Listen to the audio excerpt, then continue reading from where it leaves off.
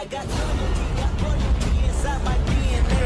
I got peace, got war and peace inside my DNA. I got poison, pain, and joy inside my DNA. Hello and welcome back to my channel, Fanfic Fantasy. Join us as we delve into the realms of fanfiction and fantasy, bringing you the best stories and discussions. Today, we're kicking off the first part of our series, What If Tanjiro Were Sumiko's Reincarnation? If you enjoy this video, please give it a like and subscribe for more content in the future. The author of this story is Canon58 from A3. All the relevant links are in the description. Feel free to say hello to the author on their profile. Now, let's dive into the fanfic. Chapter 1, The Fire I Want to Know. Chapter text. It all started in a snowy day. It was New Year's Eve. Another year had passed. Another year that slapped Kibutsuji Muzan in the face that he was growing old. He is currently 17 years old by this time. In his ruly black long hair tied up loosely in the range of his waist. Wearing a white kimono. He walks through this winter field like a ghost. He was pale as the snow. His eye color is unable to be recognized as they look very ill. Cold, he breath in his mouth, that the smoke of freezing weather shows visible in the air. But they feel fine for now. Even so, he kept walking in the snow without any destination. Muzan just wanted to stroll around. His whole life was caged in his room, because he was ill. The morning walks tires him, the night time was his lonesome moments. The winter is in between, therefore he does not mind the cold. It will never bother him, until, cring, a sound of a bell pulled him away from depressing thoughts he always harbor within himself. Turning his head to his right, someone wearing a very interesting fiery outfit, dances in the middle of the snow. There were torches of fire lit up in a form of circle, as if a ritual is going on. However, nobody else was there, just the person inside the circle. The face of the person is unknown for a paper hiding its identity. Some kanji written on it, but he couldn't read it from afar. His stance. What is this? It was his first time seeing someone else in this snow. Or he probably walked so far that he had to stray away from his private palace quarters. The mysterious human has a long pony-tailed up red burgundy tips. His kimono colored in red, black and somewhat orange fire designs. The person had a wooden sword with bells attached to them. Consist at least 6 bells or 7. It was strong to count, but the sound it produces loud enough as a group. Ringing and echoing in the silent winter. The torches creating shadows whenever he moves. The person seemed to be practicing a sword fight.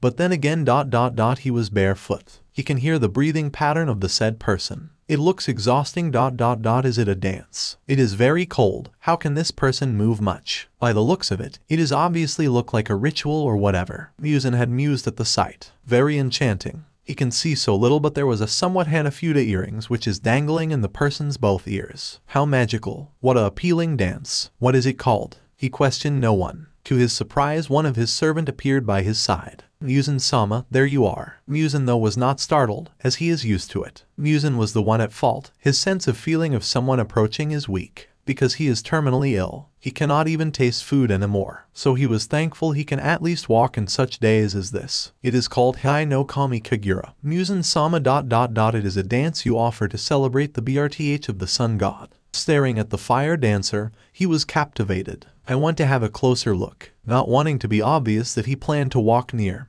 he added another question to his servant. Is that a girl or a boy dancing? He looks frail and his hair is too shiny. The height is so short like a girl would be. The servant chuckled at his childlike question.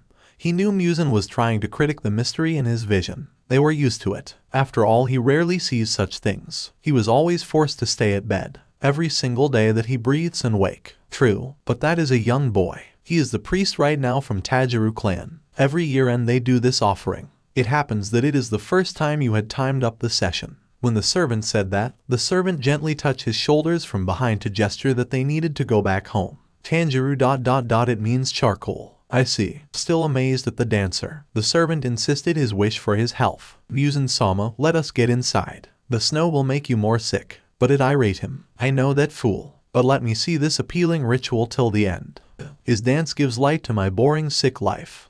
Muzan can never forget that appealing fire dance that awed him during the night of New Year's Eve. 1 week has passed. Muzan decided to rebel again by not resting at his bed of luxury. He did drink the awful medicine his doctor gave him. It did not have any effect. But Muzan does not care anymore. He just wanted to get over with it because he refused to remain bedridden. Muzan is currently walking in the hallway with his delicate legs and foot with thick socks. He is currently wearing a black kimono for men. There is no sun at all. The winter is about to disappear, but for some reason the sky looks gloomy and Muzan is disappointed. He wanted to see the sun, even though he knew it will make him faint. He easily get heat after all. He keeps strolling around his home until someone bumped to his chest. Muzan's bored eyes widen. Hanafuda earrings. Well, I'm very sorry, said the young one. He looks up to Muzan, revealing the most gentle eyes he has ever seen. He has ruffled long, black hair with burgundy tips, combed back to expose his forehead and ponytailed up, wide, dark red eyes with white pupils that appear lighter around the lower section of his irises. He had a rather tan skin but somehow they look frail, as if he was a girl. The young one gasps and is visibly ashamed from bumping him. Oh no, it's Yu. He knew he is in trouble. Muzan disregarded his panic by simply asking, "Your name is?" Blinking. Muzan has an unreadable face. He was observing him so closely. "I remember this hairstyle. You are the priest, right? What is your name?" He guessed. Regaining composure, politely with a bright smile he introduced himself. "My name is Tanjiro Sumiko, Kibutsuji-sama. I was assigned and summoned to your palace to pray for your long life." Muzan could not help but roll his eyes and mock the said duty of the younger. "Call me by my first name. Also you meant to pray for my incurable illness, so foolish." It was not new. Muzan had met other priests during his childhood. Some were old and grumpy or smirky teenager. Some is around his age. By the looks of it, this Sumiko looks at least 16 years old. Muzan is older a year at least. Basically, it is his first time having a young priest to pray for his well-being. It does not look promising. Sumiko shouted in disbelief from his cold statement. What? You do not believe in the power of prayer?" He was pouting. "I do not believe. If the gods you speak of has abandoned my fate," he said shortly, making Sumiko lower his head. "Did they not?" Sumiko can smell such sadness the older one is emitting. "I got to do something. Say something that will change his perspective." With such resolve. That's sad. He blurts out, "What?" Sumiko looks up to him with such caring eyes ... as if he feels the pain of Muzan. I know you are bedridden at some point, but I think the gods still favor you," he said with a gentle voice. Muzan arched an eyebrow. He was bemused. "How so? I can't even play outside when I was younger." Muzan wanted to win the argument. It was getting on his nerves. Suddenly the nice priest told him with a positive smile. You were blessed with such beauty, my lord." Taken back, Muzan blushed. He was creeped out, yet Sumiko marched forward like he forgot he shouldn't be too close to the royal heir of this kingdom. "You are a very handsome man, Muzan-sama," he says so cheerfully, invading the private space as he takes a step closer. Muzan steps back in response. I bet girls will head over heels to you, compare to my looks. I look like a dork." Muzan looks away and dismiss him. "Be silent." Walking away, Sumiko was confused if what he said was offensive. Muzan glanced at him for a second before leaving him to feel stupid in the hallway. "You are just sugarcoating my condition. Go back to dancing. That is the only thing you are good for." Evil smug. Priest Sumiko. With that he ditched him. But deeply, Muzan was moved. Strange. Usually I'm called pale as dead ... but he said I look good. A smile in his lips. Muzan is looking forward to his new assigned priest. Tanjiro Sumiko is such a sunshine furball. After that encounter, Sumiko has officially lived in the palace to send a direct prayer for the prince's health to be better. "Good night, Muzan-sama. Rest well," says Sumiko with a mother-like smile, as if he was his personal nurse than a priest. Laying Muzan to his futon, nighttime has come. Sumiko left his room. It is indeed night. Sitting up, Muzan is not sleepy again. Another night to investigate, smirk on his lips. He went out of his room to stalk Sumiko. He is doing it again, peeking at the boy inside the shrine. Every night, Muzan will be told to sleep well by his priest. Then the said priest will go off somewhere. Instead of sleeping, he will be praying at this shrine. It was the shrine of sun and moon. There are carvings of the rising sun and a lunar eclipse in the wall. Quietly ... with a fire giving light in the dark night. Sumiko is praying with his knees on the floor. Eyes closed, lips tight shut. He looked asleep in meditation is what Muzan portray his posture. Sumiko is wearing a red and black checkered kimono with a green haori. His red locks are still tied up in a sweet ponytail. His forehead is huge as ever, his eyebrows will relax. Time to time they would knit together ... as if he was doing intense conversation with the heavens inside his mind.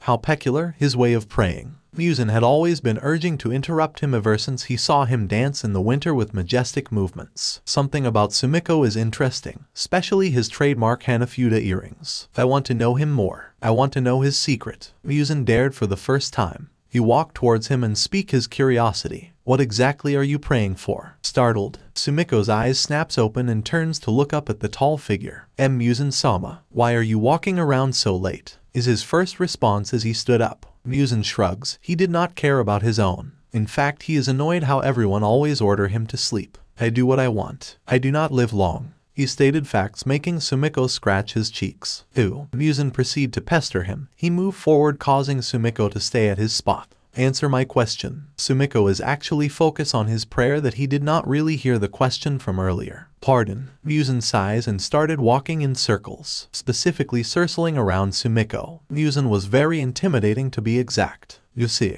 all the priests they had given me, one of them claims to pray for my health to be better. There was a hint of doubt in his voice. Sumiko followed him with observing eyes. I wonder what kind of chant you are doing. You are weird, you know. Sumiko can't help but arch his eyebrow. He was somewhat offended, but he was patient to let him finish. Muzan is sharing his thoughts. Usually they will sing an incap, or say some ancient rubbish tongue that they call a prayer. Instead, here you are, kneeling and crossing your fingers. Your eyes are closed. You do not even speak. Muzan stops in front of him, their eyes captured to focus on each other. Muzan had a sly fox smile. So share me ... What exactly are you praying for that I haven't heard? He lifted his chin teasingly to provoke the shorter guy. Enlighten me, Sumiko. Sumiko was silent. He made a proper inhale of oxygen to keep his temper in check. He is acting like a brat, he commented inside his mind, able to compose his maturity for the prince. My prayer for you is, he showed him an endearing smile, is to be happy. Shocked and confused. Happy, Muzan echoed in a form of question. Sumiko giggles as he told him his own opinion of prayers. Ensure the prayer did work from the previous priest before me. I heard you were dead as an infant. You went 50 around the age of 10 years old. Every time you age, death has always teased you ... Yet you were still alive. Meaning the prayers of your previous priest did work. I think until now it is effective ...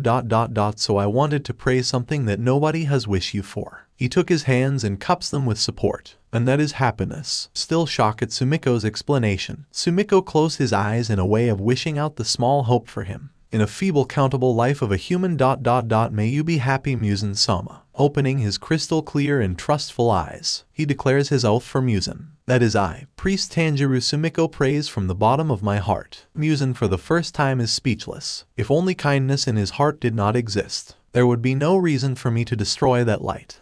The moonlight will steal the rays of the sun. The memory of warmth continues until it withers. Did you drink your medicine? Did you took your medicine? Asked by Sumiko multiple times. Tired of hearing the same question with such a worry rat attitude, Muzan is completely annoyed. Yeah, I did. Now stop pestering me. He ordered him, making the young one back down. Sorry, my lord. Tanjiro. Sumiko is always humble and a pain in my neck. He tends to bicker rather than an advisor. Muzan and Sumiko right now is enjoying the mundane morning. Spring has come to Japan, where birds chirping peacefully. Visible higginbana flowers on the flower field. Green grass and green leaves. Swaying trees, crystal pond. The sun is up and smiling down. Muzan is not particularly happy. He actually felt exhausted today. The weather is not really hot, but it makes his skin sensitive. That is why Muzan just took his medicine and is currently sitting at his futon. Well dressed in blue kimono with white lilies pattern up to his chest and thighs. Sumiko and Muzan is staring at the sky together by the open door that you can consider a window during the Heian PRD. Sumiko meanwhile is wearing his priest uniform, colored in red and orange fiery patterns robe. However, this is not his outfit during the Heian no Kami Kagura dance. His forehead wears a red headband with a kanji written priest of fire. Sumiko would literally always say good morning to him with a cheerful greeting. Sure, his servant does the same, but Sumiko does it in a higher level of enthusiasm. Immediately he would ask the young MSTR if he took his meds, otherwise he will scold him. He was a worry rat because if Muzan will not take his dose, he will be unable to sit at all. Worst, he couldn't eat. Muzan is a big sack of burden if he was not a son of a rich man. For that quoted, Sumiko knows how to serve him well. Technically babysit him while praying that he will be better. What a very appealing morning, don't you think so, Muzan-sama? He asked him with a smile. Muzan did not roll his eyes. He was still feeling bitter in his tongue regarding the early medicine ... But then again, because Sumiko told him that he wanted him to be happy. Sometimes ... Just sometimes, Muzan acted happy if not feeling drained by his sickness. Until the wind blows. Whoosh. The earrings dangling with the wind's movement. It sparked his curiousness. Muzan spoke. Those Hanafuda earrings. Where did you buy that? He questioned the boy who's currently adjusting the sliding door not to be so open. The young MSTR is not allowed to be exposed on too much sunlight or he will get a heat stroke. As he worked with his body, he answered him. These, I did not buy them. The sun god made them for me. He stopped fixing the door slide as he already done the adjustment. Walking towards the MSTR at bed, Muzan is surprised at such honest disclosure. What? You met the sun god? Realizing he used the wrong words, Sumiko corrects himself while feeling embarrassed. I mean ... not really but ... air. He took a deep breath to compose his thoughts. It is like this. My clan. The Tanjiro clan is a charcoal burner for the god of sun. He sat in an Indian seat to have the same eye level to Muzan's. The conversation continues. All of the firstborn tend to have some defect. He subconsciously touched his left side of ear. Muzan arched his eyebrows in confusion. Defect? How? You look normal to me. He said so truthfully. Sumiko blushed and scratched the back of his head feeling complimented. Really? I'm glad I look normal to you ... but I'm not. Before his expression turned serious, making Muzan dive into the conversation and more attention. Elaborate. Yes, of course. The priest smiles as he chit-chat, lifting his pointy finger in a manner of explaining things to him. Okay ... you see. All of the firstborn of charcoal burner for the sun gods is always emotionless. Muzan is interested to hear more. Emotionless, he echoed. Sumiko closed his eyes as his hands went to his chest ... to hear his own heartbeat. Muzan mused at him. From the word itself, I was born without any heart, no reaction. I was alive but I was like a still doll. I was also mute. He opened his eyes and they looked blessed. This smiling me did not exist, you know. Suddenly in disbelief, Muzan made a rude comment. Okay ... I sent that a mental illness then. Though he was truly not understanding Sumiko's condition. Well, maybe ... but my parents taught to carve these for me. They put it in my ears and they prayed. He says calmly. Muzan pushed for more information. What did they prayed? Sumiko looks at the sky. Good question, he hummed before his sight landed back to Muzan with the usual honest eyes that would never invent a story to lie. They said may the eldest son can smile like the god sun. Appealing. His expression is always appealing. Muzan mentally thoughts. He was mesmerizing him. Sumiko put his thumbs under his chin to recall the right memories. For some reason, they say. Scratching his head, he started to panic. I mean I cannot remember. Okay. I was around 5 years old. I learned to smile like a baby should be doing at that kind of age and so forth. I was strange. He sighs at his own failure to explain himself. However, Muzan did not care anymore. He jumped the topic to end with assumption how he understood all those words from his priest. So, those earrings are magical gift, is that it? Delighted that they were on the same page, Sumiko moved closer and glee his hands to the floor as he was looking straight face to his MSTR. Yes, it is blessing by the god of sun. Muzan on the other hand revealed an evil grin though. What will happen if I remove it? His pale right hand went to invade Sumiko's cheeks. He cupped them out of nowhere, making the young one blush. Muzan saw my butt. Hissing from sudden pain he felt in his right ear. Yes, Muzan pulled one of the earrings. The spoiled young MSTR lifted the object to spin in his fingers. The Hanafuda earrings had small BLD on them. You look at Sumiko with a Cheshire cat face. Did that made you lose a part of you? Angry, Sumiko forgot his manners. He raised his fist and started whining and complaining. What the? Why are you being violent to me? Trying to remain not too honest that he was hurt. Sumiko backed down and mumbled his small plea not to be teased like this. Give it back, please. Observing the sudden silence of his plaything rather than a priest, Muzan puts a stoic face. Did it hurt? Making Sumiko snap one more time. What kind of question is that? Of course it does. Muzan spats back. Then it's a lie. Wondering why his young MSTR is staring to his soul as if ... he was concerned. Same time he was plainly up to win an argument. Muzan touched the wound in his right ear that he pulled the hook off. He was being invaded again from touches. Look at you. You are in pain. You do not look like a doll to me, priest Sumiko. He said with a small smile. Ruby eyes widened, for they were not expecting to hear such softness exist to this somewhat psychopathic edgy lord. Muzia n sama ... Sumiko did not want to blush. He ended up getting red cheeks from such comment coming from the prince. Such ... kind words. Sumiko wanted to remain formal with his speech patterns, even if Muzan is being mean to him. Muzan is always a brat that lacks attention and always had a lot of curiosity. I do not deserve that, your highness. Sumiko averted his eye contacts to him. Such negativity from his praise is an offensive act. Muzan hates being denied and rejected whenever he spoke. Muzan frowns at how his compliment was addressed as not worth for me thingy ... The usual servants would say that. Pulling away, here. Muzan tossed the earrings to Sumiko. Whoa. He quickly responded to catch it. Muzan lays down and cover himself by the sheets. Whatever, I'm tired now. I will sleep. He turned his back to him. Sumiko felt guilty. Muzan-sama. Yet he was not sure what made the young MSTR pout like this. What made him angry? Is it because I didn't say thank you instead? Wait, he shouts. Muzan remained covered in his futon without looking back to see the latter's facial expression right now. The truth is, it is my first time getting such compliment. I apologize if my response sounded negative and rude. I truly appreciate it, Muzan-sama. I was just shy.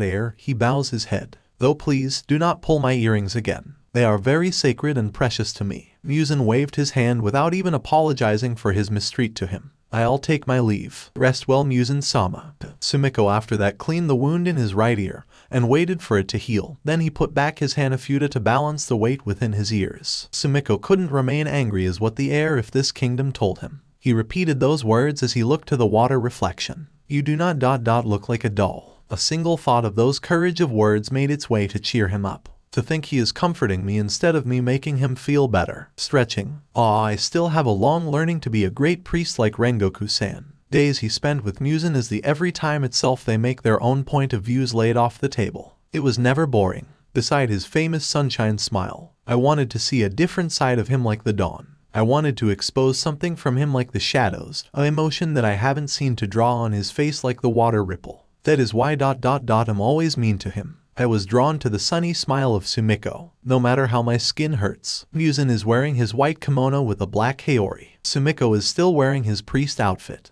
They were outside of Muzan's room. They were here at the garden. Tonight there were countable stars. Especially, I'm counting him in. Muzan-sama look, a shooting star. Sumiko pointed at the said dashing star beneath this night sky where he and Muzan currently sitting next to each other. I see that many times. Trust me, says Muzan with no slightest interest. Sumiko made a curious expression. It was his turn to ask him questions. You don't want to make a wish. Somehow, it sounded disappointed and pushy. Muzan could only shrug with a smirk. Childish, hoping to make the other PSS off. What he met was unreadable face. Sumiko grip his fist as he carefully watch over his young MSTR. Both of them is currently sitting at the open bench. By means a bench is made of rock that was properly furnished to be sat on in a rectangle shape. There is enough space for them yet so close. Muzan did not mind to be sitting with him to witness the starry sky. Though right now is said, there are countable stars. It was not an impressive view. You can say this was not the best stargazing session. Even though it was not the best night. Sumiko have altered it for me. Muzan-sama this may sound rude but can I speak my thoughts about you? Sumiko asked softly with a stern face. Muzan made an evil smile and purposely sound challenged. He gave him the permission. Oh, you dare. Since I'm bored. By all means, tell me. Immediately accepting such freedom. Sumiko stood from his sit, then he positioned to stand in front of Muzan to look big, as Muzan kept sitting with tired legs. Okay, then why are you always bored? Muzan made a face. Isn't obvious. I can't do anything. Feeling attacked. If I become too productive I will be bedridden. Almost raising his voice. Do you have any idea how boring is that? Annoyed in his throat, Sumiko tried to smooth talk the situation. Oops, he got triggered. Gulps. Well okay but have you tried writing books? Or, write some poem. Better try to sing. He cracks a laugh. Somehow that made Muzan felt stupid for being triggered earlier. He gave him a stupid look. Are you being serious? Sumiko throws back another question. This time he was confident that it will not make Muzan angry. Did you think those are for women only? It is not. Muzan looks away. Somehow his eyes had changed expression from annoyed to somewhat lonely. I know it is not, but I'm not interested. He said so coldly. Sumiko ignored his cold response. He widened his grin then points at Muzan. Oh, then that means you are yourself is the boring. You are a boring person. Muzan stood up and is once again triggered. What did you say? Vein pops. Sumiko still ignored the danger of making him angry.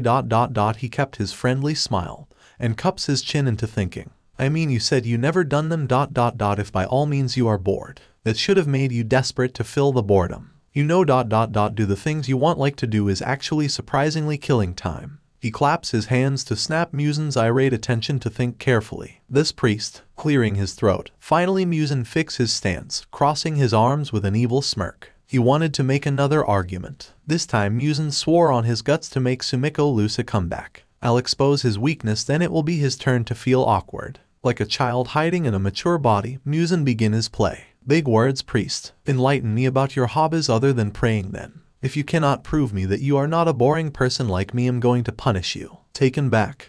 Punish. Muzan marches forward to intermediate the ladder. Widening his evil smirk, he leaned closer until their nose will almost touch. He teased him and dared him. Come on, tell me more about you, priest, do not bore me. Tell me all the details. Sweat drops. Sumiko looks away as he tried to keep smiling but obviously falling the act. Ew, I dance. Sweating more. I know that. Feeling the challenging stare. I pray. Fidgeting. Absolutely. Still feeling attacked by the narrowing eyes of his MSDR. Sumiko cursed himself mentally. Damn it. I did not have time for hobbies of luxury. Only to hear a giggle from the taller man until ... it was laughter. A laughing Muzan. PFF. Ahaha. Muzan for the first time actually laugh his butt. Jerking his head to see Muzan's jerk butt laughter. Sumiko went so red. Ahahaha. Lifting his fist in the air and childishly make them protest. Don't laugh at me. Fine. I'm boring as well. Muzan, who's still laughing, he wipe his own tears of joy. Well now, why is that? Sumiko proudly stated. Because ... I'm the eldest. Muzan tilt in curiosity. Oh, so what? Sumiko crosses his arms to subside his embarrassment from earlier. He is trying to make a serious conversation with Muzan to forget about his boring hobbies. You do not have siblings, so you wouldn't understand. Muzan is relaxed now. Then explain it. Fill me in. Sumiko paused as he did not expect Muzan to just accept to move in the next topic. I thought mentioning him without any siblings will trigger him. I guess he doesn't mind being the only child. Smiling, Sumiko began sharing his personal point of view. If you have siblings and you happen to be firstborn, holds a huge responsibility. But Muzan snorts to point out their other conversation regarding Sumiko's defect. Here, I thought you said you were a toddler when you were around 5-6. Not feeling offended, Sumiko shrugs. That happened. But after that I got a little brother, then they multiply. Muzan is diving to more curiosity as he arch an eyebrow. Okay. Does having a sibling meant to take away free time? Sumiko shakes his head in defense. No, not at all. It is fun. Muzan frowns at his declaration as he made his arms hidden within the sleeves of his kimono. Sumiko noticed that Muzan might be feeling a bit cold. But he wanted to respect his act to look fine as they talked to each other under the countable stars. If so, how come you do not have time to pleasure yourself? From the sound and looks of it, I smell that you are always busy with responsibilities. Scanning around the area to see if anyone will pop out, Sumiko is actually thinking if he should ask Muzan and him to go inside. But I bet that would piss him off, deciding to continue the talk. Why yeah, but seeing them grow makes me proud that I was doing something right. Muzan kept adding more questions as he answers them, but the face his young MSDR display was good. So maybe he was fine after all. He is enjoying, doesn't he? I'm glad. What will happen if you do not do your role? Obviously I'm only child. I would not know the difference, so tell me, if you are free to do what you want, what would it be? Sumiko made a bright smile. I would like to play in the sun with you, Muzan-sama. Narrowing his eyes, Muzan doesn't believe him for a moment. Are you being serious? Sumiko points to the dark sky. For some reason another shooting star went by ... as if Sumiko knows it will come. He crosses his finger with eyes looking straight to Muzan's. Muzan is once again surprised at such honest feelings that makes his weak heart shiver. Yes, so if I saw again a shooting star, I will wish for it 3 times. Until then, get well. Such prayer exists ... such wishes. There will be no reason for me to glare at the stars anymore, no matter how subtle the scent of the midnight will be. Sumiko was my starlight. Months passed by just him and Sumiko sharing each of their interests, and most of the time they do argue. However, not to the point of not getting to make up. Sumiko was a priest, his advisor, his person that he doesn't need to control his bad attitude and sharp tongue. The priest of fire would always smile and accept him. Sometimes it makes him guilty, but he would never actually admit it. Muzan has his own pride to protect, like how Sumiko has his own duty to keep. Both shared a thread of bond. Once again it was snowing. Alright, time to perform the incantation, Sumiko says energetically. Muzan behind him stood still with crossed arms. You mean the Heian no Kami Kagura? The season went by so fast that New Year's Eve came again. Yes, Sumiko is wearing his Heian no Kami Kagura uniform, or to say the enchanting kimono that makes you envious to wear. The paper mask is not yet attached to his face. Sumiko is currently stretching his legs and arms to prepare himself to make a sword dance once more in this snowy weather. Take note he was barefoot. The young MSTR decides not to question that. Muzan quietly staring intently on his priest up and down and wondering if he can wear it too. It looks lovely. Correcting himself. He looks lovely in it. Taking a step forward, he was in a good mood. How does it work? Sumiko, who's crackling his fingers, paused his exercise for him. The dance? Muzan did not even hide the smile on his frail lips. Yes, a little bit. Sumiko is worried. His lips looks drier than the other day. Is he okay? Not wanting to break his mood, he guessed the spark in Muzan's eyes were all right. You want to learn about it, he said thoughtfully. Muzan covered himself more from his black kimono with a white haori. He is actually freezing, but he was hiding it from his priest. I want to see him dance closely. I'm strong. I'm not weak. I will make this cold kneel. Hiding his struggle with a smirk. Not that I'm able to dance with my condition. But yes, if I get better, someday I would like to try this Heian no Kami Kagura. Smiling more, Sumiko failed to notice his lies. Really? You mean it? Sumiko beamed in surprise. Muzan took note of his reaction. He was not teasing him. Muzan had a quizzical look. Why do you look so happy? Sumiko moves closer with his energetic hands moving up and down. He sure is excited. Because you are the first person who ever said that. Usually only within Tanjiro clan would like to learn. Muzan stared at him. You mean they have to? Sumiko moves away feeling embarrassed whenever Muzan corrects him off. Well yeah.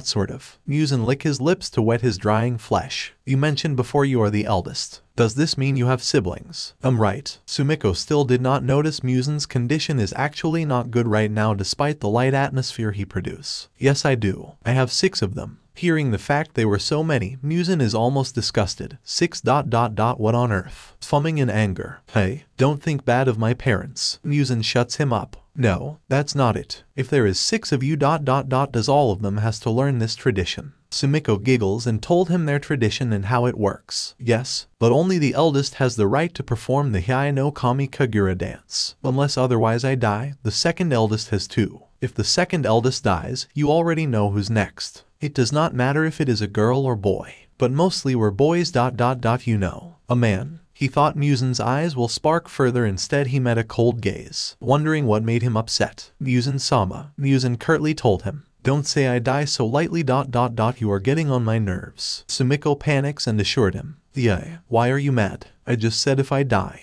I do not have plans to die. Delighted to hear that, Muzan smiled with hidden fear. Good, because you are bound to me till I outlive my 20s. Sumiko still unable to sniff something is wrong. Oh, since it is New Year, you will turn 18. By June 3rd. Muzan made the famous evil grinning he always do whenever he will make the other get triggered. And you will turn 17. Will you get taller though? Small person. Hey. Flustered, Muzan waved his right hand that had hid for a long time in his haori sleeves. He was making him shoo away. Hurry and dance for me. Sumiko knowingly sighs and smiled. Muzan-sama, I offer this dance to the god of sun. Grabbing the wooden sword. How selfish he is then. Putting on the paper mask. Oi, hoi, hoi. Fixing his clothes. Fine, don't offer it to me. How boring. Seeing him pout, Sumiko laughs lightheartedly. I may not offer it to you, but please watch me closely. Positioning himself at the center of fire torches, Sumiko posed his swordsman stance. Sumiko. On the side view, Muzan can see Sumiko is still smiling and his eyes were being connected to his pupil as he says to him so gentle voice. Look only at me and carve this fire dance to your very memories. The wooden sword moves. Kring. Muzan was in the zone. The fire torches flickered. Sumiko is swaying his wooden sword with bells ringing in their ears. Nobody else is here to watch except Muzan. As said, this is sacred. Audience is allowed but not as many. Technically at least 3 people can watch the beauty of this sacred dance offer to the gods. Kring, kring. Even though he doesn't feel well, Muzan remained at his position. His eyes were following every movement of Sumiko's clothes. Hands, the long red-haired ponytail, the flapping of the paper on his face, his bare feet in the cold snow, hearing his breathing, seeing the sweat escape on his skin. He was the fire itself. The serious gaze Sumiko is currently showing every time the paper reveals his face by accident as he sometimes jumps from left to right. They look manly. Kring. It was so elegant that Muzan is truly inspired. I would accidentally vanquish to ashes, not even realizing time passed that the Heian no Kami Kagura dance was over. Sumiko is sweating. He flips up the paper mask to reveal his excited. He runs to him like a child. So did you like it? No. Shaking his head. I mean, did you love it? Muzan, who's been in a jaw drop. It is over already. He blinks. Slowly his lips close, then they part to confess the lingering appreciation. The feelings he had right now for his priest. I love you ... he said faintly, but it was booming in Sumiko's ears. He was my dearest. Sumiko was ... was my ... own. I want him to dance for me forever. Muzan realized he made a mistake. He looks away and crossed his arms once more to show his grumpy side. I mean, I love you dancing the Heian no Kami Kagura. He ended the conversation just like that, making Sumiko scratch his cheeks with visible small blush before he shook his head. For some reason he was disappointed when it was corrected. What is this? Why did I feel down that he was not referring to me directly? Trying to lighten up the awkwardness. It's that's so. Oh, of course that is what you meant. Cracked up smile. Muzan suddenly coughs. Coughs. Muzan-sama. Violently ... he coughs. What the? Since when he was not feeling too well. Damn it. I did not notice. Crouching with never-ending cough, Muzan covers his mouth and kneel in pain. I'm awful. I made him stay here at the winter just to let him watch me. I shouldn't have spoiled him. Scolding himself. Muzan is visibly having strong time to breathe. He coughs unconditionally more and more. Thankfully there is no BLD. Coughs. Coughs. The panic rise from Sumiko. He crouched down as well and pat his back for comfort. Hang in there. Muzan-sama. Muzan-sama. However, Muzan collapses. No. Catching him in his arms, he was in high fever. No way. Putting Muzan at his small back. Wait a minute. Sumiko drag his legs all the way back to the main mansion. Muzan, keep it together. Don't you die. I swear ... as your priest, I will save you.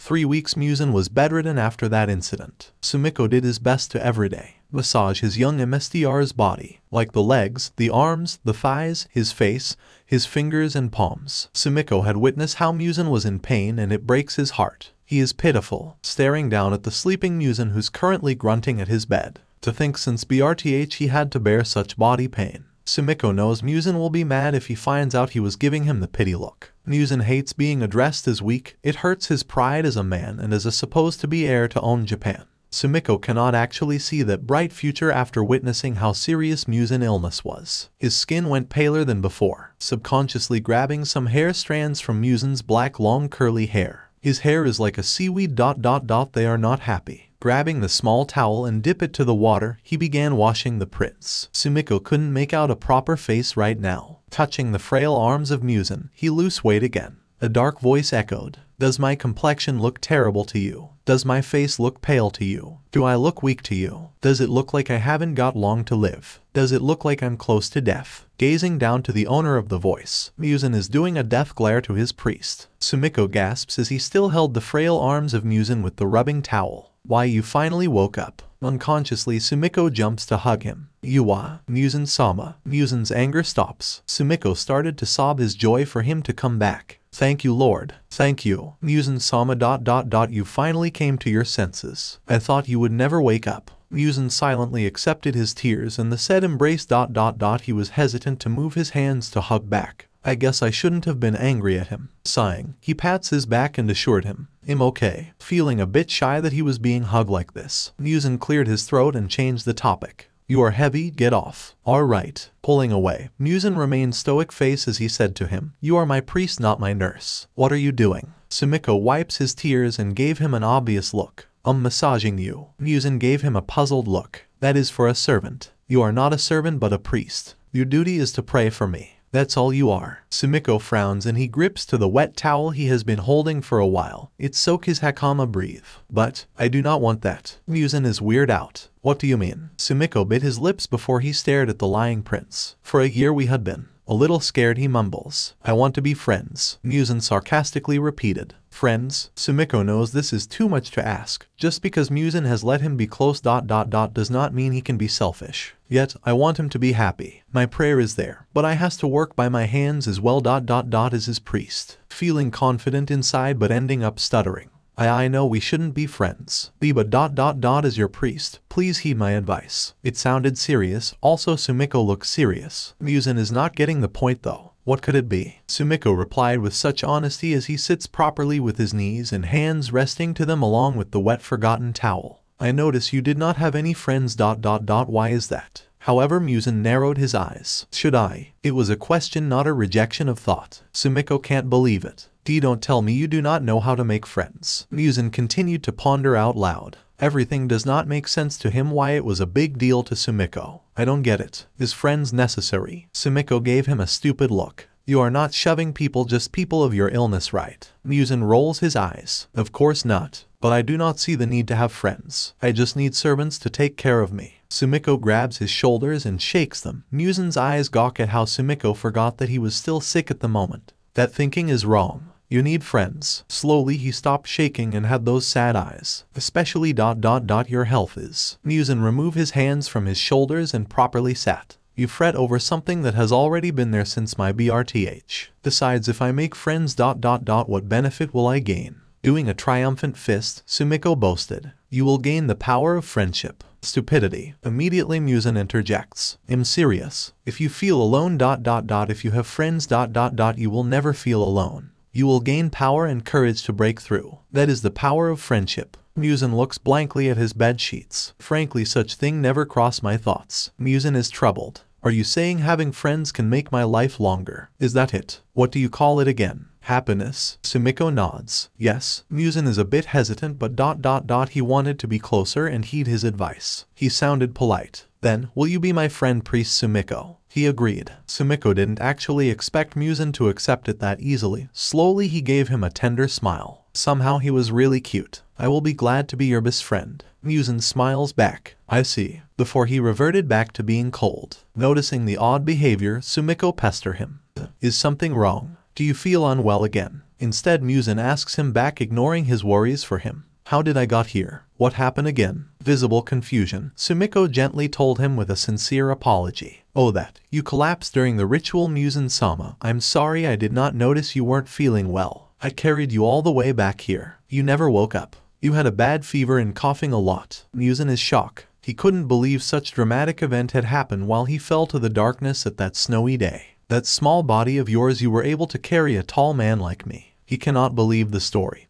But Sumiko shows his biceps and firmly stated with a happy grin. Of course, if there is a will, there lies strength. Sumiko, feeling touched. Muzan finally has a warm smile in his lips. He thanked him with formality. I see. You have my thanks, Priest Tanjiro. Sumiko. Thank you for saving my life. Sumiko giggles. So are we friends now? Muzan chuckles back. Sure, accept my generous yes. Sumiko claps his hands to cheer himself from the success of making the grumpy and introvert prince to agree his idea to make this life spend wisely. I'm honored, Muzan-sama. I thought we can be friends ... but it did not remain that way. I never see Sumiko as my friend at all. He was something I want to ... own myself. No matter how bad it will be. I want to make him mine. I do not even know what was this called. Summer is about to come. Today the weather is clear. Muzan for some reason is fine. He is able to walk now. Currently Muzan is wearing a black kimono with a black haori, while Sumiko is wearing his red and black checkered kimono without his plain green haori. In the garden. Alright, Sumiko beamed. Muzan covers his ears, simply irritated at his loud voice. Don't shout, idiot. Ignoring the irate prince, Sumiko starts to interview him. Muzan-sama, how are you feeling today? Was my massage power effective? Getting asked, Muzan looks at his own features. Come to think of it, my bones doesn't hurt as they used to. Your therapy works, I guess. He shrugs. For Sumiko it was a good news. He beams again. Great. Muzan arches his eyebrows. Something smells fishy. What? Sumiko laughs, then he grins. You see ... As a friend, I want you to come with me and see my family. I will carry you by all means. Blushing at such proposal, why, you do not have to carry me, fool. Sumiko is being a tease. He pats his shoulders, feeling too close to do that.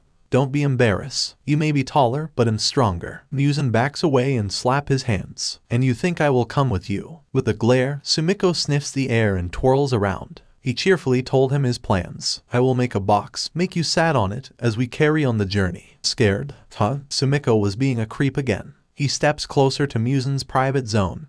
Muzan is fearful of his positivist. What is this idiot planning? Sumiko doesn't care though. He wanted to tell him what he feels for him. Muzan is very guard of his heart. You don't need a box. I can walk on my own just fine. Sumiko tilts his head as if he was hurt and wondering what was wrong on his proposal solution. You do not want me to carry you. He was serious. Muzan slaps his own forehead. It was a headache. Stupid priest. Laughter ... Only Sumiko's laughter and stupidity ... It amuses me. It never ends there. It thought it would last the way it is before everything ends in my thread. However, a third knot made its way to create a ball of yarn. Priest Rengoku Tanjiro. Sumiko is going to visit today his family, says by a tall young man of a muscular stature and pale complexion, who is almost always seen wearing an unimpressed or emotionless expression. He has unruly black hair of uneven lengths that sticks up in tufts around his head, which he wears tied back in a low messy ponytail at the base of his neck. His bangs fall over his eyes in an uneven fringe. His eyes are sharp and reasonably thin, their irises a deep sapphire that fades to a lighter blue and their pupils a bluish black, and are framed by thin eyebrows. Wearing a dark blue traditional kimono robe, with ocean wave designs imprinted on the right thighs, he steps inside the room. Someone is sitting at the floor. The person seems to be meditating as he was facing an altar. Incense were there. HM really, the odd man hummed, he who possessing unruly orange hair that flares out around his face, becoming redder near the ends above his ears, that he wears messily tied back behind his head. He has fair skin, bushy black eyebrows and angry, orange eyes that redden near the pupils, that are slanted inwards and shaped so as to give him a furious appearance. He wears a traditional orange kimono robe with an eagle art printed to his left chest. The priest of flame turns his head to see Priest Tomioka Guren. Priest Tomioka Guren, thank you for that news. I can't wait to spend time again with Sumiko, my boy. The cloud starts to darken. There was a diary in Muzan's memories, a pen in his heart, a vast regret that the fire has burned. Muzan continued to fear. They say summer would come, but for some reason the clouds multiply until it was considered as cloudy. Because it is cloudly, it is safe for me to be exposed outside, meaning I can go anywhere I want before summer burns me to a heat. Kibutsuji Muzan is the Prince of Japan during this Heian PRD. Yes, he was the one and only son of the King and Queen of Japan.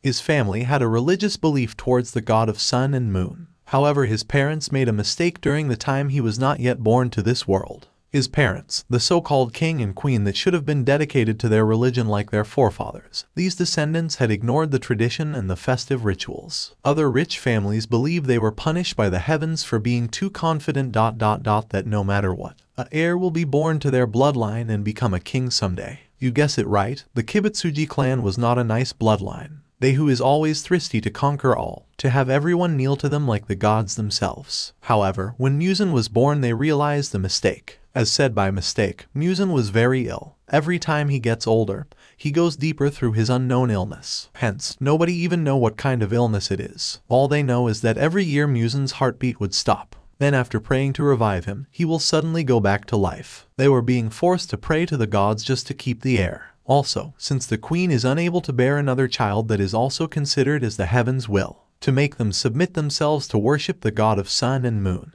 which is why they started to assign priests to pray over their family. Those priests are their lifesaver every time that their son will be having 50 session of following the light. In terms of mysterious illness, the original eye color of Muzan were amethyst, however it was fading into pale ones. Sometimes they wonder if Muzan can see well. Muzan admit there are times he had better vision at morning rather than the night time.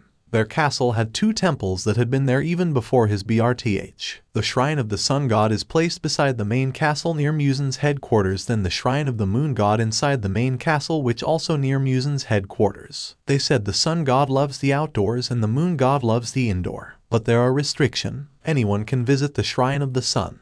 That is where priests of Muzan prays for him every now and then. Meanwhile, the shrine of moon god is a very tall ancient door that nobody had actually seen what was inside except the older priest from past generation. There was a saying to this ... it was, "You should not open the door, beyond lies the hellflower to the afterlife," where the moon god continued to grieve his immortality, waiting for it to bloom a bright red. The blue spider lily exists to curse someone to live. Forever is worse than death. He only accepts the light of sun that illuminates him to rejoice life. The tale said, even it was not proven ... not a single soul nor priest ever attempted to open it. Not even the curious ones. Father and mother, I wish to visit the place of priests. His mother and father gasps when he asks such freedom. Why, you mean you will go to Kumotari Mountains? Muzan nods. He knows why they are worried. Of course he is sick. Such travel will put weight on his frail body. I want to be closer to the gods. He lied. His goal was to just get closer to the priest of fire, and to know more about Heian no Kami Kagura dance. If I do I might live long, who knows. His parents were silent. Worry not. Priest Tanjiro Sumiko will be with me for 1 week. After serving the gods I will return home. Have faith in me. His mother and father knowingly look at each other. They fear the gods after their beloved son was cursed to die every single year. There was no cure. Even though Muzan had so much talent to be a king, they just knew he won't live long. Until now they worry who will replace their seats if the heir dies. So they spoil him, thinking as well the advantage if their son will be devoted to the heavens, then yeah, maybe he will outlive this whole illness thing. Alright, we will prepare the Kago for your travel. Be careful out there, Muzan, his father says. Muzan smiled and politely bowed his head a bit. Thank you, father. You and mother take care as well. With that, Sumiko and Muzan went to travel to Kumodori Mountains. Give way. Give way. The prince is on his way to travel the place of priests. Move away. The drum boomed in everyone's ear. A golden box that they called palanquin that looks like a small shrine. 12 men carrying one single important person. Outside the 12 carrying men, the priest walks in their phase. Sumiko had a Buddhist staff that he used to reach the curtains of the appealing box. Excuse my rudeness. Sumiko peeked inside the royal box where Muzan is inside wearing an elegant white kimono and black haori. The art drawn within his clothes where the notable red dragon seems to be coiling in him. As for priest Sumiko, he is wearing his priest outfit, the one that has a red bandana to hide his huge forehead. Gently he bothered the silent prince who's just sitting stiff. Muzan-sama, are you okay? Checking to see his condition. Muzan looked sick and it looks like he was complaining inside but tried his best to play it cool, since he wanted to reach the hometown of his priest badly. The travel is quite rocky road. Where are we by now? Sumiko giggles. He can tell Muzan is road sick right now, so he wanted to assure him this torture will be over soon. We're almost there, my lord. Kaya haha. Catch it. Hey, you threw the temari too far. Muzan is not expecting the so-called place of priests. The Kumodori Mountains had too many happy commoner. He imagined the place to be silent, since priests should be meditating, right? The place had mostly children rather than teenagers. In short, it was noisy despite the countable people who lives in these mountains. Catching the temari, Sumiko pulled the kids' attention. Hey, I'm home. Childishly waving. The 3 playful kids stop and gawk at the sight of seeing their big brother finally come home. Sumiko Oniichan, a sight of happy family. Muzan was just silent, carrying his Japanese umbrella to avoid the sun. You came home. I pray to Kami-sama to make you go home. Seems to be the youngest, says. Muzan just observe upon seeing 3 more people approach Sumiko with love in their eyes. Ruffling everyone's hair, Sumiko turned his back with a huge smile as he happily introduced them. Muzan-sama, I would like to introduce you to my family. This is Sumiyoshi, Zenko, Mako, Kiyoshi, Teruko, and Shoichi, my younger siblings. Muzan deadpans. You all look alike. He was still feeling tired, to be exact. Sumiko ignored it and still happily sharing him his thoughts. That is why we are called siblings. Muzan kept himself hidden beneath the umbrella he had for one person. Earlier he dismissed the 12 servants to stop following him, let alone Sumiko serve him. He did this so that nobody will report that he was not particularly here to serve gods. To shut their mouths, he ordered them to have fun beneath the mountains and just come back after 5 days. They were obedient, of course. The prince's order is absolute. Muzan thanking those idiots to be servant at BRTH. Anyhow, I see ... so that's how it is if you have siblings. Then Sumiko grabbed his hands. Wow. He pulled him closer to his home. Let's eat. Pointing at the small and simple Japanese home. Muzan smiled with agreement. Okay, Muzan was introduced to Sumiko's parents. The mother of Sumiko had black hair and his father had strong resemblance to his ... red long-haired. Nobody in the family had the Hanafuda earrings except Sumiko himself, so he was not lying. Muzan had eaten with them during dinner. They were polite people but did not feel formal. Muzan noted as well in his mind that here, Sumiko had a cheerful and loving family. No wonder he was full of brightness. Compared to mine, even though my parents loves me, I honestly couldn't feel the same. Muzan guessed why is that. Perhaps not only my body is dying, my soul might be dying as well. Muzan recalled during his childhood he was hopeful, but every time he dies and outlives such age of deaths, he had become detached, not only by his skin, his heart too. But Sumiko came to his life. Sumiko is bringing back those longing to live, to be something and not somebody else. When dinner was done an hour ago, going outside, it was actually lights off. But Muzan insisted to see the billion stars that appear to Kumodori Mountains. Thankfully it exists. Muzan and Sumiko had smile on their faces as they stargaze. Amazing, isn't it? Muzan nods in agreement. That night, Muzan was full and had a nice nap. The next morning, Sumiko had changed his clothes to a black kimono with red fire designs. Muzan is surprised to see Sumiko wearing something dark. He assumed themselves as yin and yang in terms of the color of their kimono as well the red art printed onto their clothes. They match. You look sexy on it. Mentally slapping himself. Wait, I'm more good looking than him, what I'm saying. ignoring his strange enchantment to the shorter guy. Muzan scanned his surroundings. The place had a different atmosphere of silence. There were surprisingly less people, but it does not feel lonely. After all, the only house that had been in the higher part of Kumotori were Sumiko's family. A tranquil morning it is. Because it is peaceful, Sumiko decided to ask Muzan to walk with him in the woods to explore the beauty of this place. Muzan learned a lot from Sumiko, like charcoal education. How there is actually 2 types of fireflies and beetles and different names of leaves and trees. Muzan only known them by books but not the actual species. Though he had more questions in his mind than the nature. He stopped walking, making Sumiko stop as well. Did you got tired of walking? The Citada's cries. Noisy. Muzan had his umbrella closed to support him in walking. The umbrella's edge stabbed the ground as he asks, "Why did you choose to be a priest?" Wondering why he was questioned, Sumiko scratched his cheeks. For my family I guess. Because he himself doesn't really think much of his job. What do you mean? Muzan pestered. Sumiko then explained. I was invited to join by Priest Rengoku and High Priest Yubayashiki. Simply as that. Muzan's eyes flickered. He knows those names. The clan of flame priests and the powerful devoters of the sun and moon gods. Kibutsuji's relative, the Yubayashiki clan. The Rengoku clan had been my personal priests for years, so I was surprised you were assigned to me. I never really heard the Tanjiro clan existed if not meeting you. He said. Sumiko hummed, is that so? Then he shyly grinned. I guess we're not famous despite we are the ones who had direct connection to the god of sun. Muzan walked closer. Sumiko remained at his spot. So why do you keep this job? Blinking, Sumiko kept a calm response. If I offer myself to the gods, I will be blessed. There was no need to elaborate. However, Muzan is a type of man who wants all the details before he understands. Wait. So you weren't praying because you are obsessed with your beliefs but for your family. To his surprise, Sumiko replied with a faint smile. No word was exchanged after that. Sometimes, Sumiko was not bright. Sometimes he was mellow. Sometimes he doesn't shine. As if there was a hidden sadness lurks behind his lovable smiles. Sumiko Tanjiro is actually strange. As if the fire that burns now is not his actually fire. It has not exploded yet.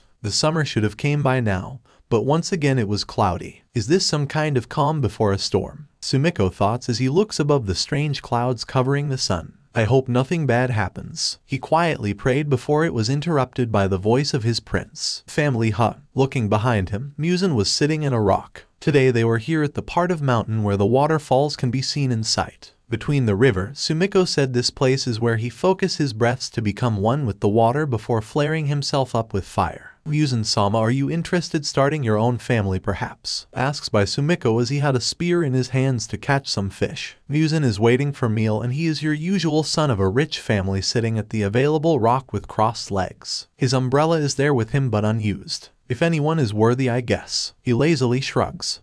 Stabs. They. Got it. Sumiko stabs the fish he saw as he kept the conversation aligned. Oh, so then what type of girl do you like, Muzan-sama? Grabbing the bloody fish, he began to sit at the ground and clean the fish. Where did they come from? Muzan not an eyebrow. Sumiko is now tying the fish to a wood. You are getting older. Soon you will have to get your woman. His words had hit Muzan strong. His heart hitched. To fall in love. Kibutsuji. Muzan slowly gazed up the sky with an empty voice. You think I will reach that day? Sensing he was down to earth just now. Muzan-sama. Sumiko stood up to move closer. He wanted to be there for him, especially this sense of loneliness Muzan emits were worrying enough for his health. Muzan continued to do a melodrama. Let's see if I will reach that day. I want someone who always smile, a bit of an idiot, strong working and obedient. Will do anything I ask for no matter how embarrassing or strong it will be. I want that person to be only loyal to me. Having a sudden evil smirk in his pale lips, his eyes landed to Sumiko and said, just like you, Priest Sumiko. Blushing strong, Sumiko panics. What? Disturbed. Muzan laughs, he was just teasing him.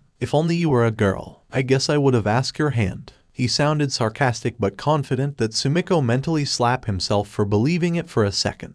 Yeah, he whines. Muzan kept his smug. I was just kidding. So silly his eyes spark to being mischievous that Sumiko shrinks back. What? Still blushing, Muzan changed back to stoic mode. Are you angry? Playing innocent. Sumiko cleared his throat with fake composing self. Oh, of course not. Don't tease me like that. Pouting, Muzan softened his look. He asked him with sincerity. What about you? Do you want to get married? What type of person do you like? Noticing that Muzan was serious, Sumiko took a deep breath and told him some facts about his job. Oh, a priest were not permitted to be married or do engage with another human. It is immoral. His face was unreadable that Muzan had to push for more details as always. Huh? Aren't you going to get extinct then? Sumiko proudly stated as he grabbed some driftwoods. That is why, once we reach 20, we will quit as a priest. Then we must swear the firstborn to be a boy to carry on the sacred tradition. If we do not retire at 20, we will die at the age of 25. Placing them in the center for a bonfire later. I never heard such thing. Why would you guys die if you reach 25? Sumiko crouches down and turned his head to see Muzan's puzzled face. I haven't show you ... Look. He suddenly strips to show his back, exposing. Muzan's eyes widen. Sumiko's back had strange fire patterns spreaded in different places. What on earth it was, Muzan find him more mysterious. Birthmarks, or burn marks. No, a tattoo. Sumiko shakes his head with a little giggle. Nope,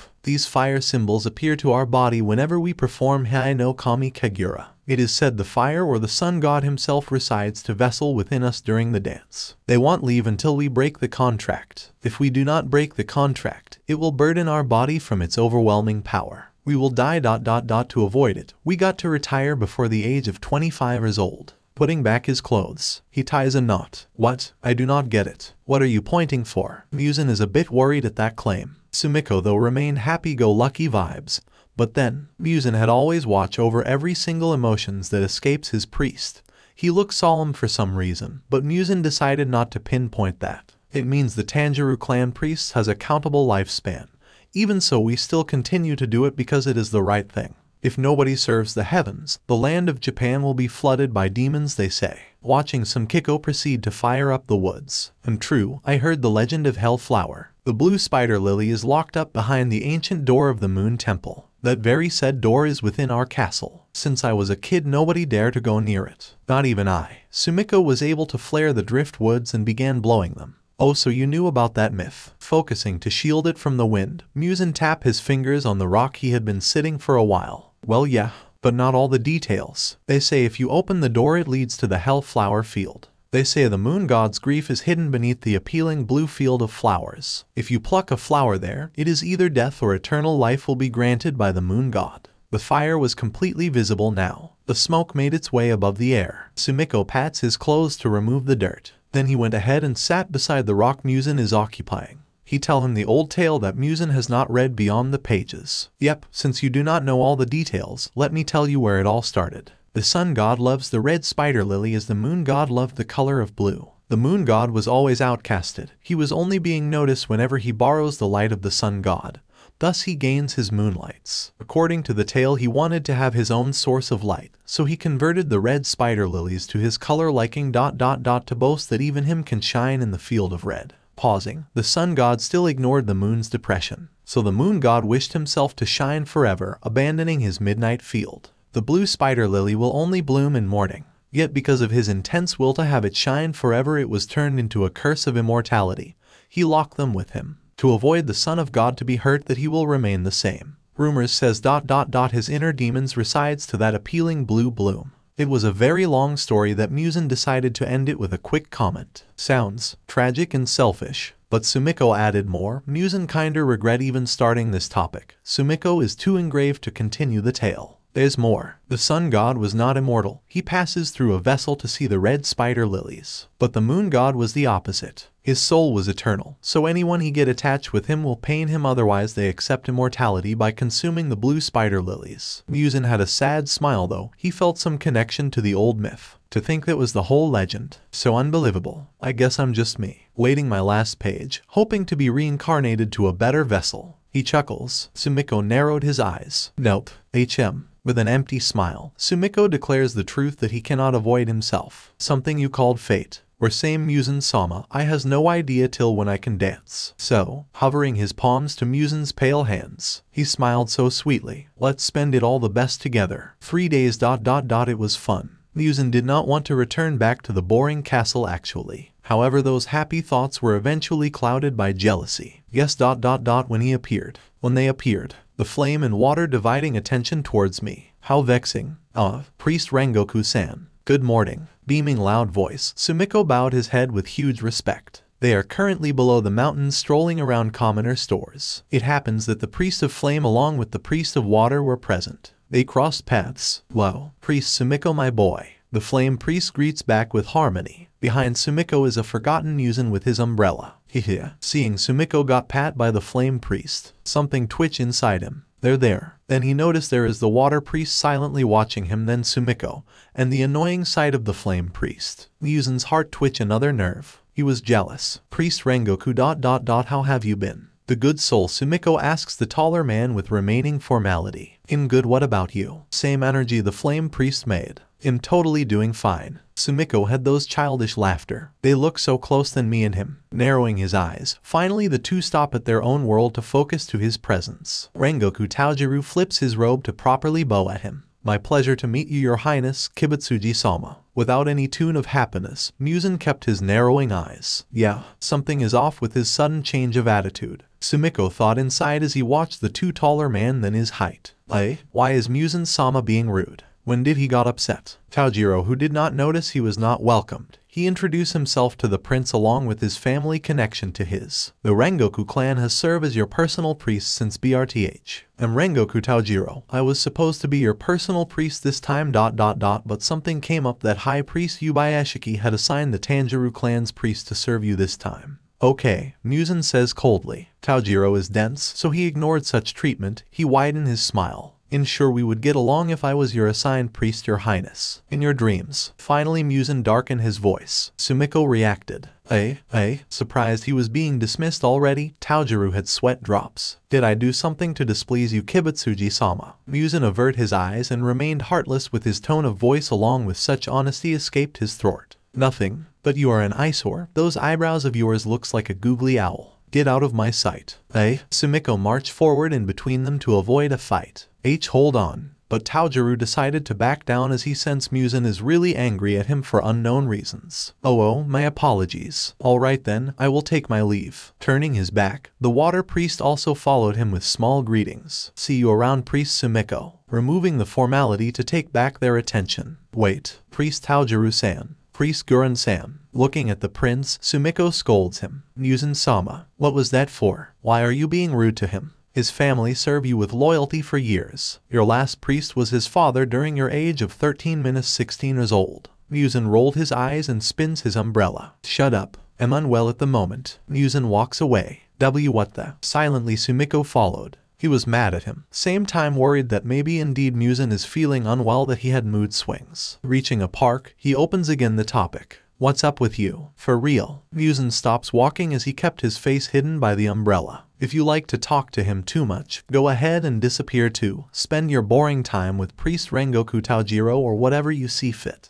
He yells. Speechless, Sumiko observed him up and down and had a lucky guess. Muzan-sama, are you perhaps jealous? What? Me? No way. The way he reacted, Sumiko confirms Muzan is jealous. He saw this kind of attitude towards his siblings whenever they want his attention. Sumiko fists his hands and insists him to admit. But you are acting up. You are not like this ... You are level-headed. Muzan is mad. He growls at him. It's your fault, okay? Taken back. Why me? Muzan revealed his angry face and spats to him. He was hurting. You said him your best friend and yet you were kind to everybody. You were taking care of anyone who needs you and calls your name. You treat everyone the same kindness you display towards me and all. I was never special to you. Sumiko, you are a big liar. I don't need you. After that long yelling out all his frustrations with personal assumptions, Muzan breathed. I never spoke straight without breathing a second. He tried to catch his breath. He had never yelled like that before. Muzan is usually using his calm voice even at the verge of getting angry ... Yes, he rarely screams. He always wear that smooth and calm nice guy vibes but sharp tongue on point. Royalty and etiquette. But he lost those rational manners because of a simple jealousy he felt. In fact, it is the first time he screamed like this ... without caring how it will affect the other or get attention. A scandalous sight. Sumiko slaps his own forehead and pointed at him. Oh my heavens, you are indeed jealous. Blushing, Muzan denies more. Huh? What makes you say that? Feeling attacked, Muzan steps back. But Sumiko steps forward. I'm the eldest. Sometimes my siblings will fight over me who I think is the best little sibling of all ... And you are acting like that. Still angry, Muzan grips to the umbrella holder.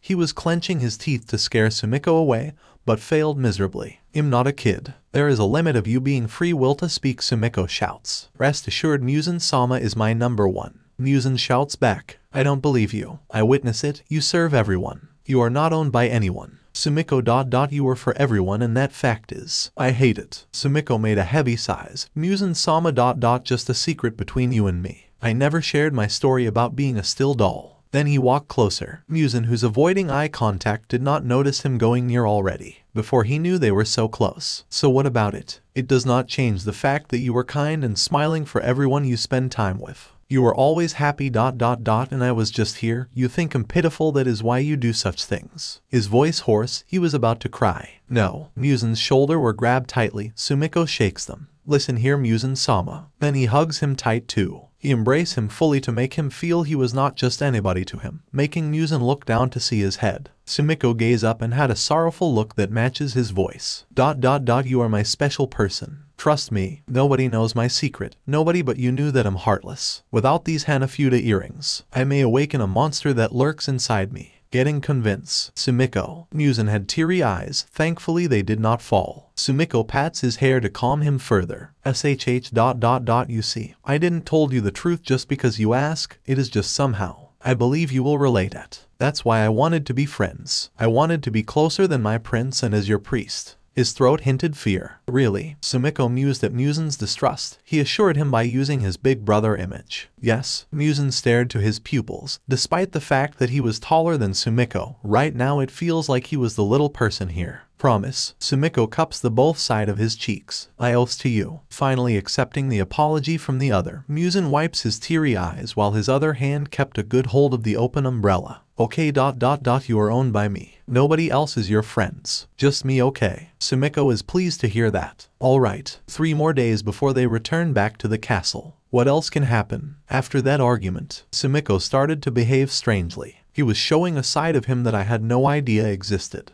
The sun burns brightly to share his flare to my monochrome moon. Something between us deeply develops. Here is a saying. A wolf hiding in a sheep cloth. Then the wolf is also wounded like a sheep. Tanjiro. Sumiko is not any of those. He was abnormal. 3 more days. Just 3 more days they has to return back to the castle. My name is Tanjiro Sumiko. I was 13 years old when I started to inherit the Heian no Kami Kagura dance from my retired father. Yes, at such young age I became a priest after 2 years of training with the famous glorious priests, the Rengoku clan. My mentor was Rengoku Tanjiro and with my senior priest Tomio Kaguren. When I turned 16, I was given my first assignment, and it is to be the personal priest by the Prince of Death. They say ... It was him, Kibutsuji Muzan-sama. He was very mysterious, and that mysterious illness killing him slowly ... I'm tempted to vanquish. If only such ability exists in my hands, I would like to test them out ... and see him smile from the bottom of his dead heart. Sumiko just woke up. HRMM. Rubbing his eyes. It is dawn and Muzan is nowhere inside the house. Where did he go? Leaving his futon and immediately fix himself. His family is taking their own time separately. Like his younger siblings went to study below the mountains. His mother and father just chilling outside. Sumiko look at the kitchen, the toilet, the living room, the backyard and front yard. Muzan is not anywhere. Don't tell me he went to the woods. Wearing his green and black checkered kimono. He already asked his mother and father if they saw Muzan. They say they did not see him and assumed maybe he is indeed in the woods. With that idea, Sumiko began his search, calling out his name multiple times. Oi, Muzan-sama, are you around here? Response to me if you are. A couple of minutes later, he reached the end of the forest side to the part of wet rocks. Muzan-sama, where are you? In the middle of the small river, on a small waterfalls. There he is. Kibutsuji Muzan is bathing himself. He was naked up till toe. Sumiko froze by spotting Muzan gently stroking his own long curly hair to make them more fluffy. They were all soaked in the water. I know it is rude to stare at someone else's body even if they are the same gender ... but I can't help it. Taking a closer look, I have seen him almost naked many times when he collapsed during the New Year's Eve. After when his servants leave, I will be by his side to massage him and hope he will wake up from it. But still this is a new sight to me ... Him out here so bare with the nature. Sumiko gulps down as he watched the appealing pale prince taking a dip to the small river. Worry not, it is safe to take a morning bath there. What Sumiko does not understand is why Muzan did this to himself when he could have asked Sumiko to prepare a bathtub for him at home. Sumiko's house is a little bit big than average due to the funds donated to their shrine. These funds are being delivered to them by the Rengoku clan. Yet Muzan once again prideful. Or maybe he wanted to try out the feeling how to bath outside. The feeling of someone might see you diving to your own relaxing world. Sumiko keep watch of Muzan's nakedness as he waited for him to finish. Something throbbed in Sumiko's heart. He went ahead and clutched them. And not this again. With crystal eyes that bears some confusion to tell, Sumiko eyed Kibutsuji Muzan's curly and wet black long hair once more, this time intently, gazing down his delicate shoulders, chest, hips, a pale body that actually looked thin and obviously sick, faded amethyst eyes that who knows how blurry they were, frail lips that is always either dry or so reddish because of medicine dose. Sniffing the morning dew, he smells him instead. The MSTR's scent, Muzan smells like medicine. Sometimes a fresh soap or the scent of warm cloth. Regardless, Sumiko likes them all. Sumiko is challenged by the sight. Muzan-sama sure is a very attractive, handsome man if he was not ill. Those were his first thoughts. Sumiko remember praising Muzan's appearance during their first encounter. It may not look like it, but Sumiko can tell Muzan has a high pride, but the self-esteem of his was kinda low. Sumiko wanted to let him know that nobody is perfect. But every time they talk, Muzan had a strong wanting to be perfect. Muzan wanted to be useful to his parents and prove them that he was intelligent and not just a burden that strives to live a meaningless struggle. By the looks of it, Muzan is indeed talented, appealing and smart. Just remove all pain in his weak body. If only he is cured, surely Muzan would be a great king. Sometimes I fear, if Muzan-sama get healed, will he be still nice? Will he be able to stand so close beside him? Somehow, Sumiko sensed some darkness. He always pray for Muzan to be happy because that's the best wish he can offer. But then somehow, there is something on the back of his mind whose fear that if this person has no illness and had a very bossy attitude, he might become a demonic king instead. I really wanted to do something good, but his deep thoughts were cut when he heard a threatening voice. Muzan spoke. Who's there? Startled gasp. Oh right, eavesdropping is bad. My goodness. Sumiko was not hiding or anything, but the fog had passed by. Sumiko didn't want to scare Muzan, so he raised his hands and calls out. It's me, Sumiko. Muzan-sama. Muzan did not hit his naked body at all when he is able to clarify that the strange presence he felt while bathing was coming from the priest. Hearing the worried Sumiko, Muzan-sama, taking a bath outside around this hour is dangerous. You might get sick. Muzan snorts, leave me alone. It's so hot that I can't bear it. I need to dip here. Maybe you wondering why they are screaming to each other. It is because the fog had become thick. You could have asked me. You should have woke me up. Muzan rolled his eyes and picked up his white robe kimono. Fine, I'll get out of the water. Carefully, Sumiko made his way to approach Muzan. The fog so thick all of the sudden. You Muzan-sama. Are you still here? Please response. His hand touched a wall. It was Muzan's chest. He was already dressed up in his white robe. Sumiko couldn't move when he looks above. Muzan was attractive as hell. Yes. His thoughts were chained up. Why does Muzan-sama looks adorable in my eyes? Why does my heart race whenever I'm so close to him? The truth is, I was been lying at him. I'm glad he did not notice, because lately when I bath him, I was staring intently at his body parts. I was traveling my fingers indifferently. I was hoping to hear him make a sound if I touch him. But Muzan-sama's sense of feeling and touch is dying due to his illness, and perhaps attracted to him. But then again, Sumiko had a late reaction. He did not mean to push him. Sumiko squeaks. Wah, Sumiko. It was too late. He had literally pushed him the moment his hand had touched the taller man's chest. Hey, Muzan falls to the small river he bathed with not long ago, followed by Sumiko. No, Muzan-sama, watch out. Splash, drip, drop, drip. Both soak in water. Muzan is on the bottom and Sumiko, his priest, was on his top. They almost lost their breaths from the sudden fall. Sumiko was starstruck at the sight below him. Muzan was wet as hell, more than earlier. You can see his chest on the wet fabric and his thighs exposed. Muzan was in a mess. Gulps. Why, you okay? Did you hurt your back? The small river that almost looked like a pond was not deep. Both of them are in almost sitting position. Not if Sumiko hovering above him like a protective shield. I am okay. How about you? Sumiko was enchanted. Really, what is wrong with me? What is this? Somehow he was attracted to this unsightly look of Muzan, soaked in water with a messy wet clothes. His curly long hair went flat. Sumiko narrowed his eyes as he mesmerized. He looks so cute. Muzan-sama. He called softly, look at you. His right hand slowly went to cup Muzan's cold cheeks. Muzan's eyes traveled to see the hands that locked to his right cheeks, dripping some droplet of water. Strange. Sumiko's eyes were glimmering with passion. You are so soaked. Because of his weird gesture to him, Muzan's heart started to beat abnormally. What is he doing? Sumiko leaned closer to his face and caresses him. Poor you ... let me heat you up. Moving his face forward, Muzan went stone stiff. Is he going to? Sumiko's lips went apart and he gasped. What him? He was almost tempted to embrace the appealing prince. ...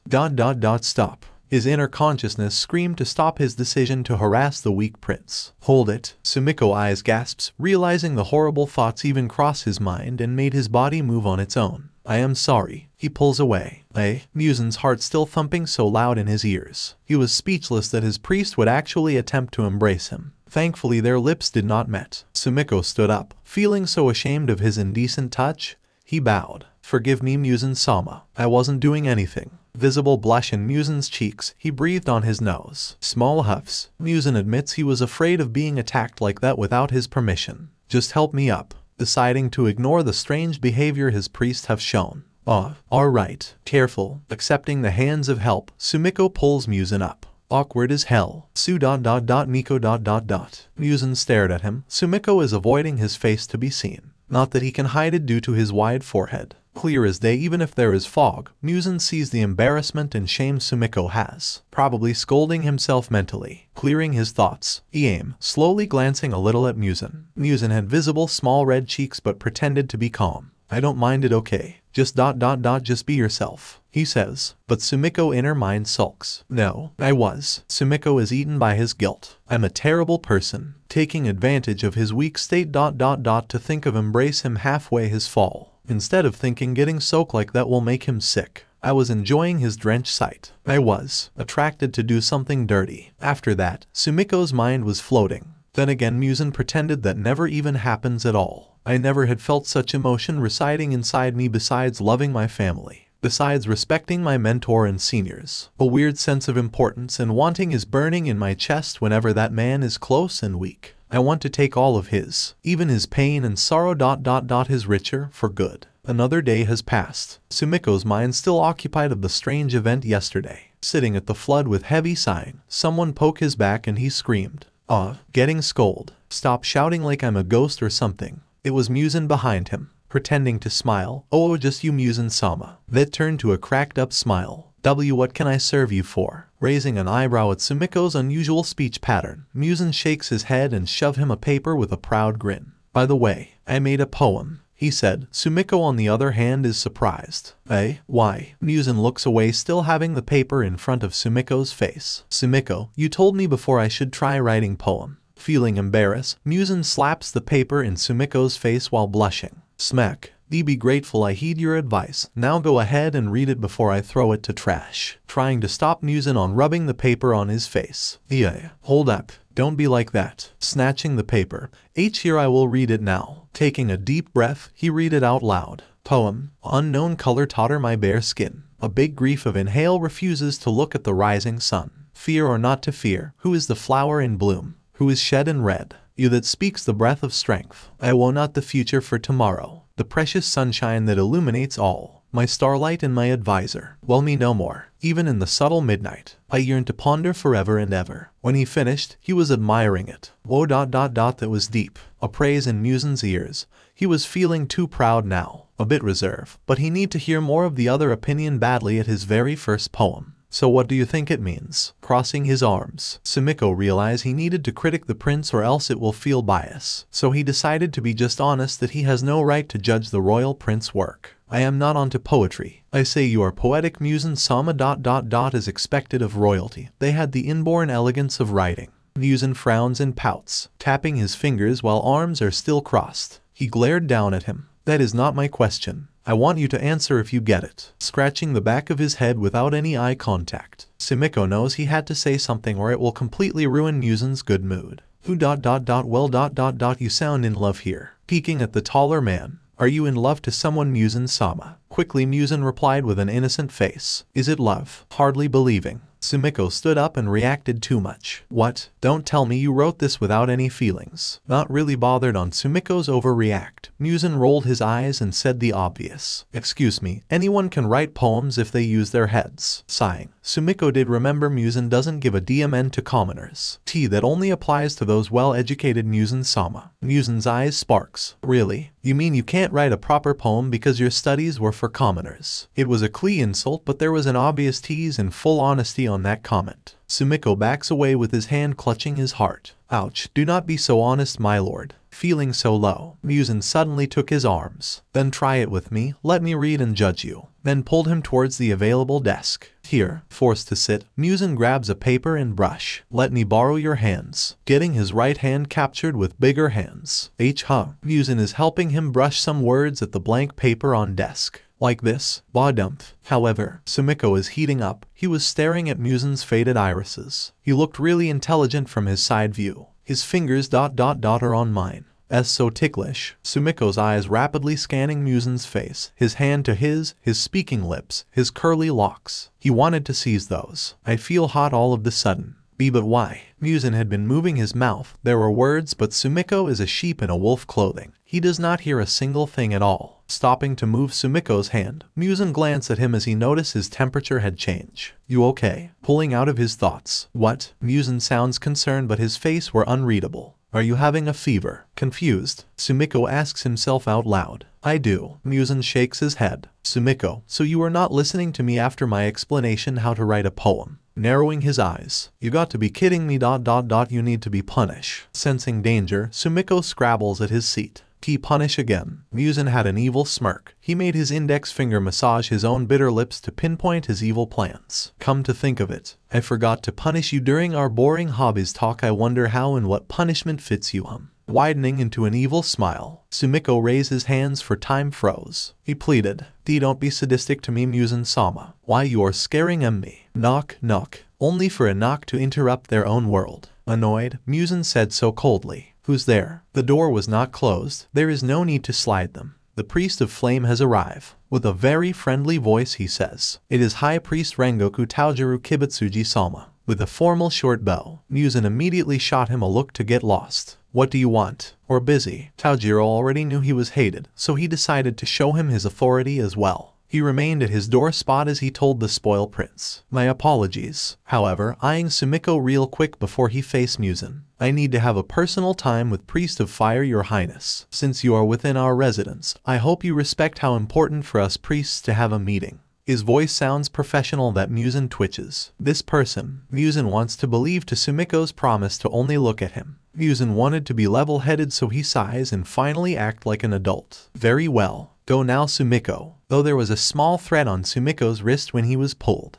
Muzan whispered, promise me you will come back immediately once the meeting is over. We still have to study. Sumiko, who already understood that Muzan was trying his best to respect the situation.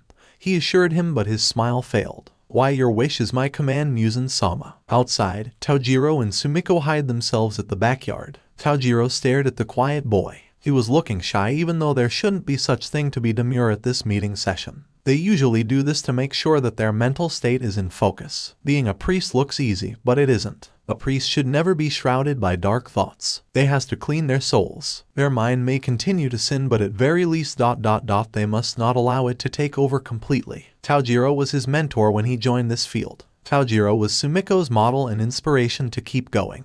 But this time, something is off. So he thought to pry a little bit. Just like he was doing to him when they were both younger. Tanjiro is currently 21 years old. Soon he will also retire from his duty.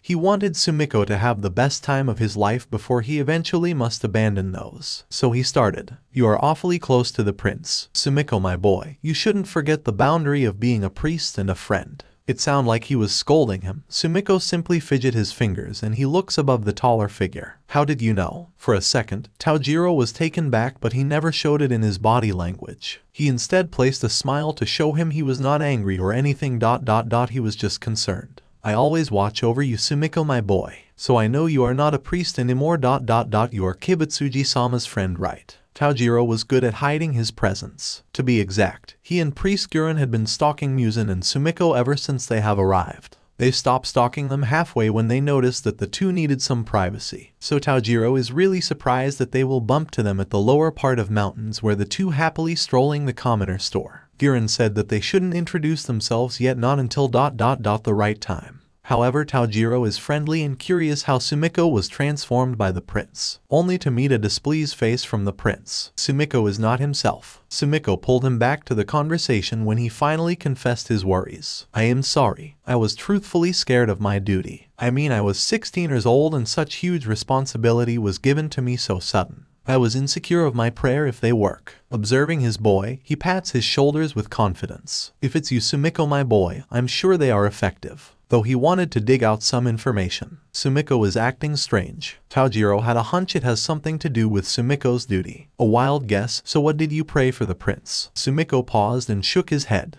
To be happy, he faintly says. Oh, thinking to interrogate him but not the obvious way. He asks him gently. Are you happy at your job? To his surprise, Sumiko retorts immediately and sounds annoyed. Oh, of course am. Sumiko pp his head and grip his nails to his hakama breathe. Noticing the boy needed comfort, he made a proposal. We can SWCH place. In the first place that was my assignment. But my father went ill that I needed to be by his side. Same time, High Priest Yubayashiki was curious of the Tanjiro clan's youngest priest. I guess this is fated to be yours. Sumiko on the other hand was feeling unfair of the situation. He apologized to him with deepest sincerity, but still he wanted to take responsibility of what he had already started. I really apologize for taking this from you, Priest Rengoku. Tanjiro cuts him off with a small frown. How many times do I have to tell you? Call me by my name, especially just the two of us. Before they became soft, Tanjiro is emitting an older brother vibes. Sumiko used to call him Aniki back then. But things changes whenever you grew. So he smiled a little and called him by his first name. Oh okay, Priest T. Tanjiro-san. Tanjiro beam his head, music in his ears. He forgives him. That's better. Not long ago the googly eye priest took his precious time with Sumiko. Another knock came at the room. Knock, knock. Guessing it was not Sumiko, for he doesn't knock without saying his name to him. I'm entering, your highness. Someone's stern voice. The door slide open. And you are. Muzan pp his head to find. Kibutsuji-sama, and priest of the water Tomioka Girin. I need to have a counseling with you. Eyeing him up and down with raising one eyebrow. Muzan was rude. Excuse me, I did not ask for this. But Girin was bold and replied to him without shyness. Your parents did. He pulled out a scroll from his sleeves and unfolds them, shoving them in his face to see the letters written. Muzan narrowed his eyes as he silently read the statement on it. Girin simplified the message. This is their letter proving I'm assigned to counsel you while you are here at Kumodori Mountains. Muzan mentally curse. Stupid parents. Girin, who doesn't give a damn how obviously he was against of it. He walked towards him and took a sit at the floor with the pillow that previously Sumiko sat on. Pardon me, Heka. He postured himself with a straight backbone to look formal and polite. Let us start. Whether you cooperate or not. Hence the water will never lie. The water would never ripple if the sea is calm. He deadpan. Muzan crossed his arms, but he knew he must follow his parents' orders, otherwise they might send him home more early. I understand you are doing your job. Then let us get over with it. He spats. Girin bows without any other emotion. Thank you, your highness. Tanjiro and Sumiko are still at the backyard. They had not even sat at all. All they did is stood there, staring at each other with a tense atmosphere. Sumiko is really not himself. Tanjiro doesn't care anymore. He wanted to get involved if it's something making Sumiko not comfortable. He would like to burn them away with his flames. So he pestered, also, regarding your friendship with the prince. Can I be honest? Sumiko snaps his head, then he remained behave and nervous. Sure, you are my mentor after all. A hinted fear in his ruby eyes. Tanjiro pushed for the permission to speak up, so he thought to be fair with him by sharing his secret. Okay then. The truth is, me and Girin had been observing from afar. Shock. Sumiko can't believe his ears. Are really? Why you mean we're being spied on? His heart began to panic. He overreacted. The fear in his eyes bloom and it rattles. Tanjiro knew that moment he hit him on hot seat. Yes, part of it was an order from the king and queen. The other half was personal feelings of mine and priest Girin. We are curious, how are you doing with your first job? Tanjiro was unreadable right now. Sumiko had visible sweat drops as he gripped his fist and thought inside himself. If they had been stalking us. It is possible that they were confused just like myself. He was too scared. We were worried if you were doing your job right. But we saw something else. Hearing that, Sumiko knew his cover was blown. Oh no.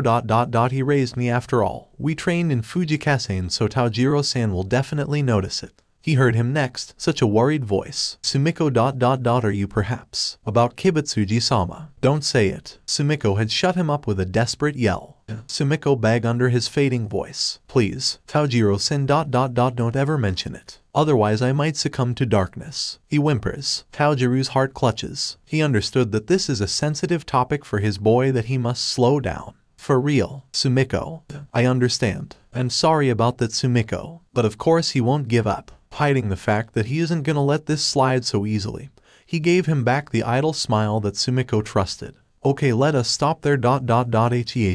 It's okay. I'm the one who's sorry. I must be disgusting. The boy replied with a forced smile. Tanjiro's face darkened as he mumbles. If only you knew. But Sumiko did not hear it nor see his face. Huh? Did you say something? Tanjiro swch right away to his Aniki smiles. It's nothing. Well then I guess you guys will go home soon. 2 more days. He nods to himself. Yes. Sumiko just shrugs. Tanjiro then recalls something else, so he caught his attention again. Oh, that's right, I remember other thing. Yes, Tanjiro smirks. Priest Guren and I were told to go back with you guys at the castle. We will be there as well to pray individually for the king and queen. Sumiko is troubled.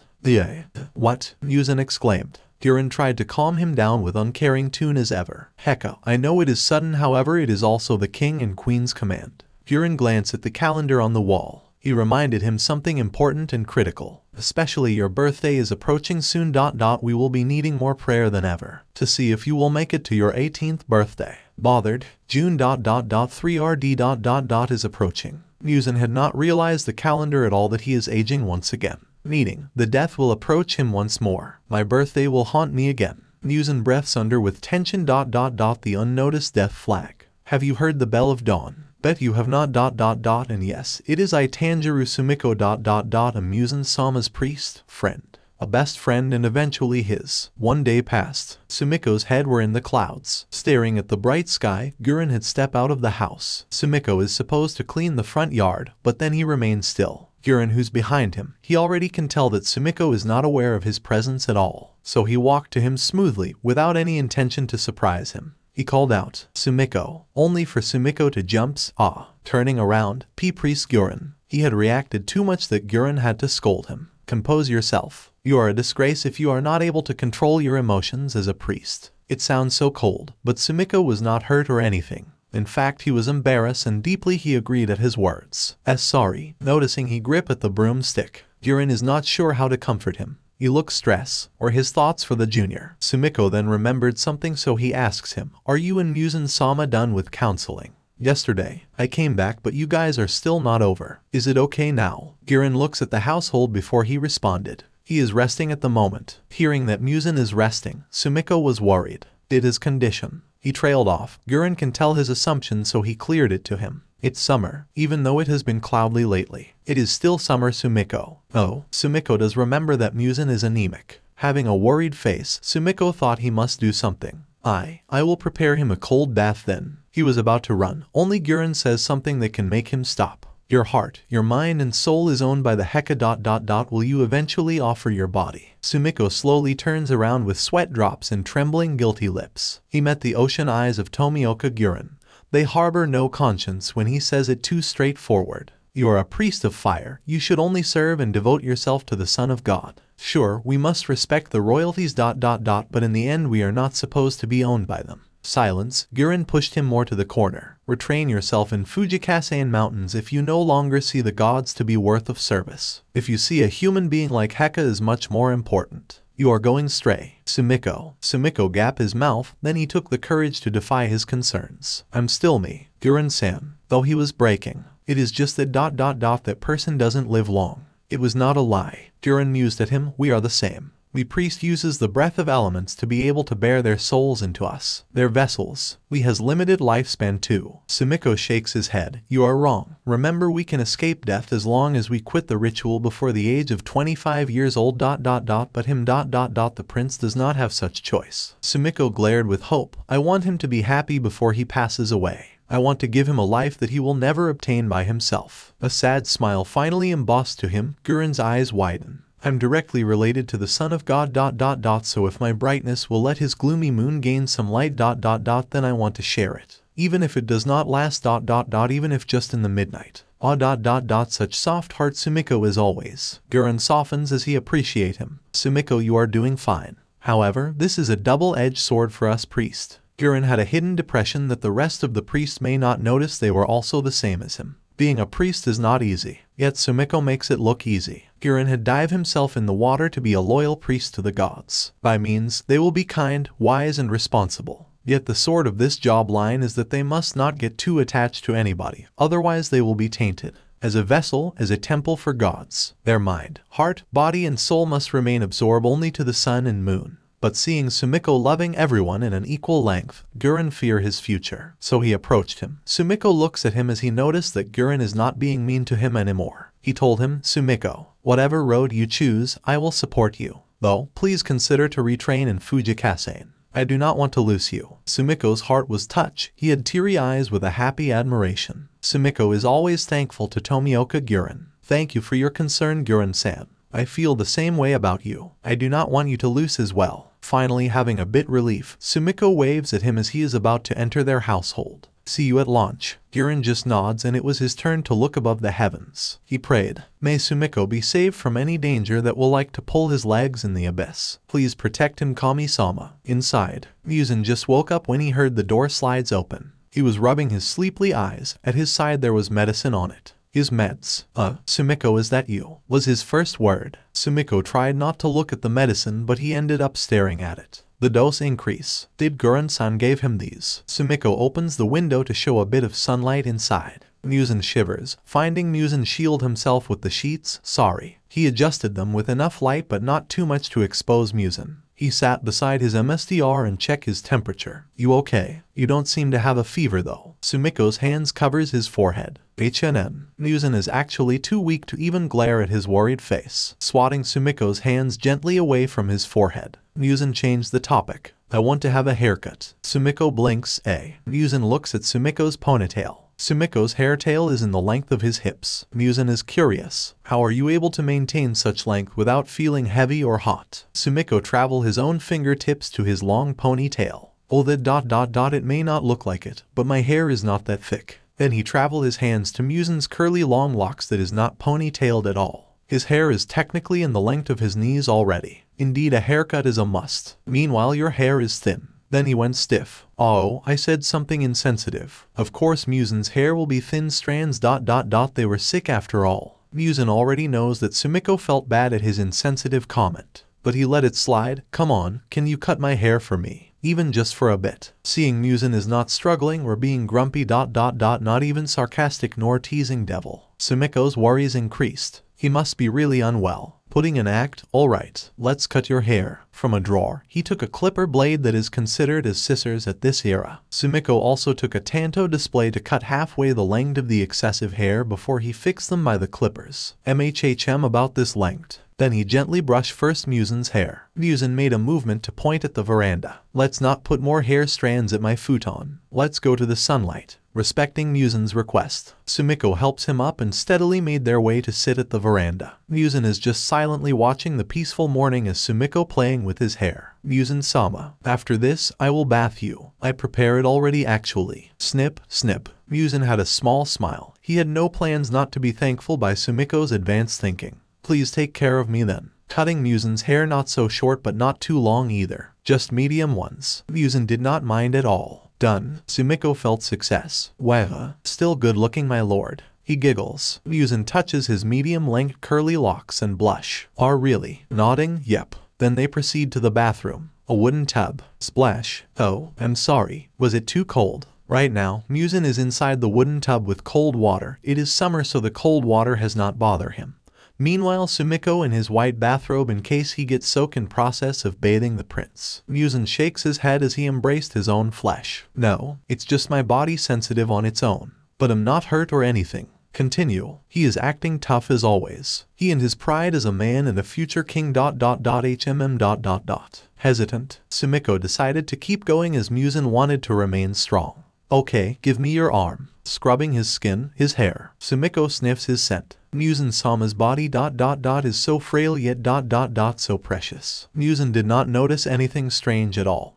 He let his priest invade his private parts to take a proper cleaning. He will shudder every time Sumiko would accidentally rub too fast or scrub too strong.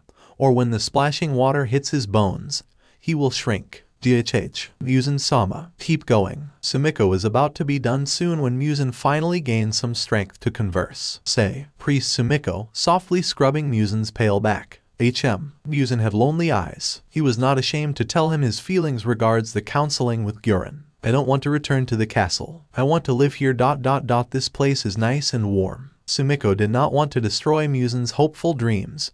He tried to joke with him. But a royal like you cannot be with commoners, my lord. Also you are strong to feed. Then the clothes that we have are not the finest fabric for your sensitive skin. Muzan only closed his eyes, then he looked at his own reflection at the water. Bubbles, bubbles, staring at his hair that gave him maturity. If only the blue spider lily legend is real. I do not mind consuming that evil flower. Sumiko heard him, but Sumiko decided to play along. Well, if such flower exists, I can get it for you. But then you won't be human anymore. Are you sure? Muzan chuckles. Oh, right, I guess never mind. Glancing at Sumiko in his back. Because that means I will be immortal and you will remain a human. There will be no point if we do not consume it together. Then again, it is unnecessary for you to take it. Because you have a healthy body, Sumiko. Sumiko stared at him. Muzan simply stared too. Nobody was feeling awkward. They are just too tired to even make it a big deal. Sumiko decided to make his forehead to connect with Muzan's forehead. Priest. And he told him with a loving wish. I told you before. I have a monster inside me too, Muzan-sama. It is only restrained by my Hanafuda earrings. We're both humans. Humans are not perfect. So never fear to be selfish for once. Never fear to be worried for tomorrow. Because eventually we will all die. Then all of those silly worries will fade into nothing. But the memories we had stored will be eternal. Muzan still numb to notice that Sumiko is touching his body indifferently. Sumiko shuts his eyes to hide the lust he had at the moment. Muzan closes his eyes to relax. Their forehead remained leaning to each other. Let's pray, Muzan-sama. I will help you. He took his hands. Muzan responded to cup with his hands. Now their hands were holding to each other. Both grips tightly as they prayed together. Kami-sama ... May we reincarnated to a better life. Is their wish, in case that Kibutsuji Muzan will not outlive his upcoming lineage. Sumiko just wanted to be ready, and Muzan just wanted to remain calm. Splash. The vacation ends. The next day they said goodbye. The 12 servants came back, packing their stuffs, riding again in the palanquin box. Muzan, Sumiko, Tanjiro and Guren returns to Asakusa, Tokyo, the castle of Kibutsuji Empire. If there is light, there will be a shadow lingering in someone's heart, even if it drowns. I do not know the difference between friendship and love. I never harbor such infatuation to even bother how it was different. All I care is to be with my favorite person ... Just be noticed every day by my fire of life ... Is what I consider as my happiness during those days. That heat I yearn in my cold body. It was their new hobby together. Muzan closes the scroll he had been reading and went towards Sumiko's. Let me read it. He snatched the paper, making Sumiko stand up to defend his work. Wait, my heart is not ready for critics. Pulling it, Muzan had let go of the paper for it not to tear in half. He was persistent though. The heck? Give me that. He grabs Sumiko's wrist. Sumiko puts force not to be touched like that. No. That caused Muzan to stumble forward. Muzan-sama. BLAG. Falling with his knee, it hurt. Ouch. Despite the soft tatami placed in Muzan's study room ... It still scarred him. Muzan-sama. Seeing the small scrap on his pale knees, Muzan grits his teeth. Sumiko smacks himself. Oh no ...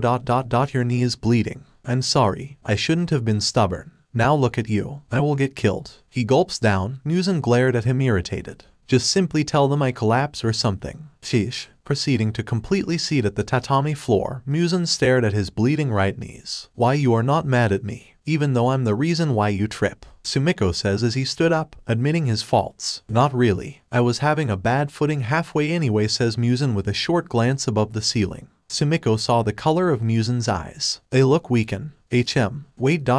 His eyes does not look good. Has he been trying so strong to pretend healthy again? Deciding to respect the usual stubbornness in his prince, he went to grab some first aid kit. Muzan waited silently till Sumiko comes back with a smile. Let me clean that up. He crouches to the floor and offered his caring hands. Give me your legs. The said hands looks manly as ever. Muzan cannot help but had small red cheeks. He will be babysit again. Oh okay. As Sumiko applied first aid and band-aid, his fingers traveled to the said legs, but his eyes were focused to Muzan's long thighs. Even though they were frail, it looks pretty. Muzan-sama's thighs. I want to touch them ... But it's something forbidden. I'm very sorry, Muzan-sama ... for being such a perverted friend. Sumiko is already done with the treatment, but he hasn't freed Muzan's right leg. wondering what's up. Muzan called him. Sumiko. Sumiko blinks. Sumiko had a fake happy innocent smile. Muzan though points at his hands. Your palms are too hot. Do you have a fever? Getting thunderstrike. Sumiko panics.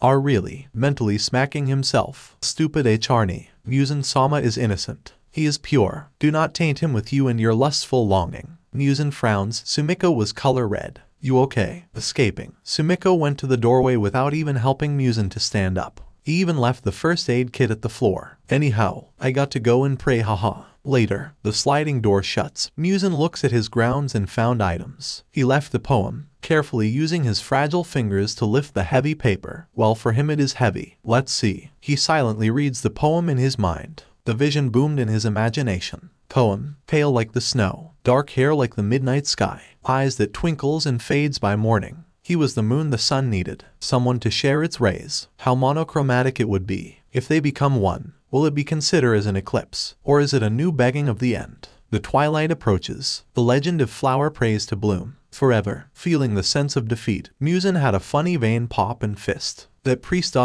he is better than ... mine. Inspired to make his writing better, Muzan crawls at the floor and starts to write more. I'll defeat him.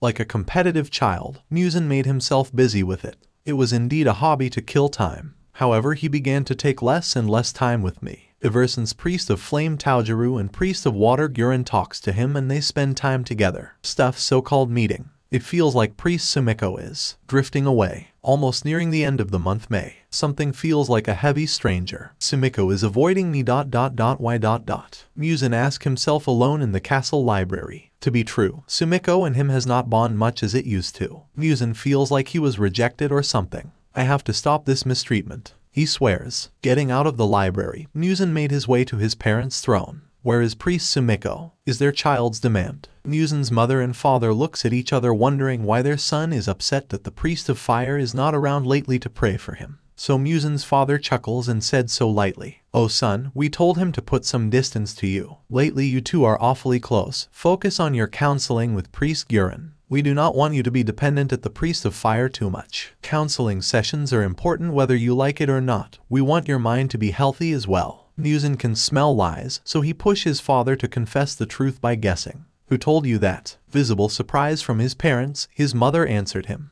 The Priest Tanjiro. Is something bothering you? Instead, Muzan turns his back without any proper goodbye with the king and queen who were traumatized by his rude exit. Wait. Ditching them completely. Muzan cursed in his mouth that nobody else can hear except him. That imbecile. Outside the throne, just somewhere in the hallway of the palace, Tanjiro and Sumiko were exchanging shy smile to each other. Thank you, Priest Tanjiro-san. I really need space. Tanjiro happily blushes and scratches his head. He was embarrassed yet proud. It's nothing, Sumiko my boy. Around the corner, Muzan happened to spot them. They are together again. As for Tanjiro, his face changed to worried ones. By the way ... are you feeling okay? Sounds deeply concerned. Sumiko gave him a tired smile. I think I will have a fever. I don't want to add more sickness to Muzan-sama's weak body. He braced his arms for comfort. He really did not want him to get sick. He touched the back of Sumiko and gently pushed them. Come, let me take you to your room, Sumiko my boy. He pats his back for further reassurance of care. Sumiko weakly nodded with a small smile. Thanks. Muzan is digging his nails at the available pillar where he was hiding. Damn it, I can't hear a single thing they are talking about. What was that conversation they exchanged? That Priest Tanjiro looks so happy ... and Sumiko looks strange. Where are they going? He stalked them and saw the two went inside Sumiko's private room. Muzan panics that the two are inside. Hurrying his phase, they begun to wiggle. It was quite a long hallway before you can reach the priest's rooms. Just a bit more ... just a little more step. I will reach the door of Sumiko's quarters 7 more meter. Muzan breathed and clutched his chest feeling heavy. Curse this body. Eyes blurring, his head forming some sweat drops. He cannot walk further. No ... don't ... stop ... Muzan felt dizzy. To avoid falling flat, he rested his back to the wall's pillar and slowly slides down until he was sitting at the floor. Catching his breath. He admit he was supposed to walk slowly, but he urged to be in hurry to stalk the two ... Now it bite his actions into this. I hate this. He was gritting his teeth now from the seething pain in his body, ranting in his head as his world starts to darken. My legs hurt my bones hurt a lot my head too. More breath of breath and feverish. My ear felt like they will bleed by hearing the cold wind whooshing around the air, clawing the floor. I have to get up. Nobody should see further of my weakness The servants had seen enough of my lame side. At very least, I do not want that flame priest to see me like this. The darkness had consumed the prince to sleep. He echoed in his mind for help. Sumiko, where are you? Completely asleep, suddenly a faint voice called his name. The voice was not warm or anything, but he can feel the sincerity of concern. Heka, wake up. Feeling a light tug at his shoulders and his cheeks, Muzan tried to fight the slumber he had fainted to. MMRR, struggling to open his eyes, slowly they opened and saw a familiar face in clothing. Color blue like the ocean, a dark blue priest uniform. Finally waking up, Muzan glared at the man to stop himself from relaxing. He furiously and intently stared at the person in his front that is currently crouching to his level. Priest, Guren. Tomioka Guren observes him before he spoke his worries. You collapsed here at the hallway. Please allow me to carry you. About to touch the prince, his hands were slapped away. Slap. GRR. Muzan hisses at him. Don't touch me. I'm not pitiful. I can walk by myself. Aching pain from his stomach. Arg. Muzan hurled like an injured cat. He was very weak and experienced some unbearable body pain that no one can make it go away unless he take meds. The medicine had drugs to make them silent. Yes, you can call it painkiller during these days. Guren knot his eyebrows and scolds the young MSTR. He was furious. Stop being childish. Muzan's ears twitch and he yells at the priest of water. Excuse me. How dare you talk to me like that, you mere priest? Guren cuts him off by stating facts. Priest Sumiko will not be happy to see you in this state. Do you want that? An instant Muzan was silent. The prince dubiously looked at Guren with fear. Why you? Guren closed his eyes to tear away from the glare of faded irises as he nonchalantly explained himself. I know everything. Sumiko is under my watch. Heka. I swore to protect him and look after him. However, I'm not the only one who treats him like this. Muzan rolled his eyes and huffs at him with mockery and sarcastic attitude. Let me guess. The priest of flame 2 Guren sighs as he doesn't want to argue with a child, so he deadpan. No comment. Then he showed his hands, stretching them to gesture a help Muzan needed at the moment. He was still at the cold floor, resting in the pillar's body for support, wearing a dark jade kimono. Now allow me to carry you or I will leave you be. Muzan growls and felt insulted. Leave me be. He looks away. Guren felt a vein pop inside and commented. Stubborn, making Muzan more aggravated. Why do you care? Guren narrowed his eyes and warned the young MSTR. You will become a demon if you keep this attitude of yours. Muzan laughs and decided to PSS him off. Counseling me again. Get a life, priest Guren. You yourself is depressed, so stop acting like you are mentally and emotionally stable. Guren shakes his head as he was getting tired of this spoiled brat. At least I admit my flaws. Heka. Muzan already sensed this will get nowhere, so he clicked his tongue in dismay. Tesk. Calming down, Guren offered his hands again. Last straw. Accept my help or I will call the maids. Muzan looks at him, then to his hands. Maybe I shouldn't be too stubborn. It was just for Sumiko. Muzan knows he has to stand up to see his fire. Fine. Accepting the hands, Guren helped him walk slowly until they reached his private quarters. It felt like forever that noon came up. Meanwhile, on the other side of the walls, in Sumiko's room, gently Tanjiro lets go of Sumiko, lighting the room with fire lamp. Sumiko walks forward to reach his bed. I'm going to rest, he weakly says, and lost his footing. Sumiko. Catching Sumiko before he falls flat, Sumiko made a crack laugh from being an embarrassment just now. Thanks for catching me, Tanjiro-san. That was close. Finally, Tanjiro had a good look at the fire priest's face. He touched them. You have eye bags. Ignoring the touch, Sumiko weakly pulls away and made his way to the readied futon.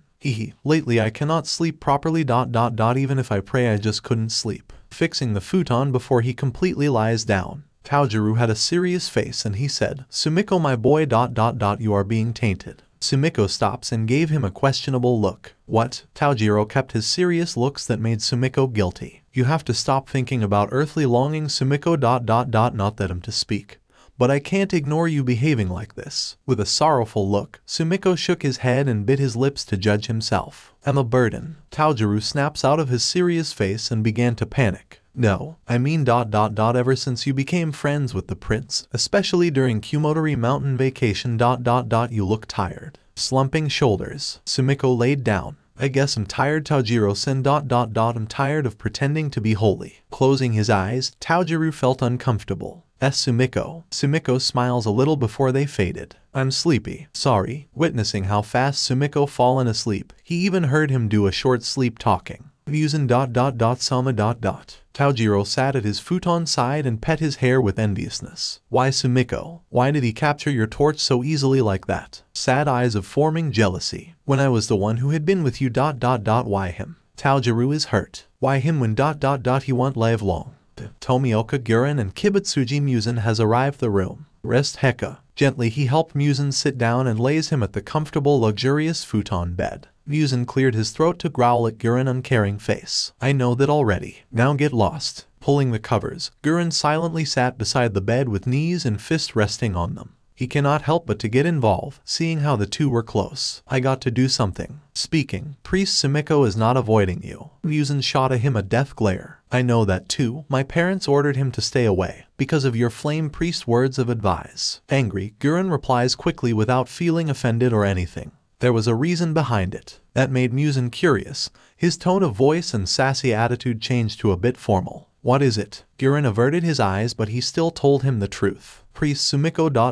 Time to time he get feverish. He did not want to tell you directly, so he asked Priest Rengoku Tanjiro to do it for him. Muzan made an abrupt seat, ignoring the pain he felt from that small quick movement. He was feeling lied on too. But why? I thought we're friends. Guren punched him by words. If you really are friends, you are dense Heka. You should look at others too, not only your health. We all know you are very ill ... But you should take care of your friend as well. Sumiko is a human. He cannot be strong all the time to babysit you. Hinting he was annoyed at the self-centered prince. Muzan thinks deeply as he shared his thoughts. Now you mentioned ... When we were writing poem ...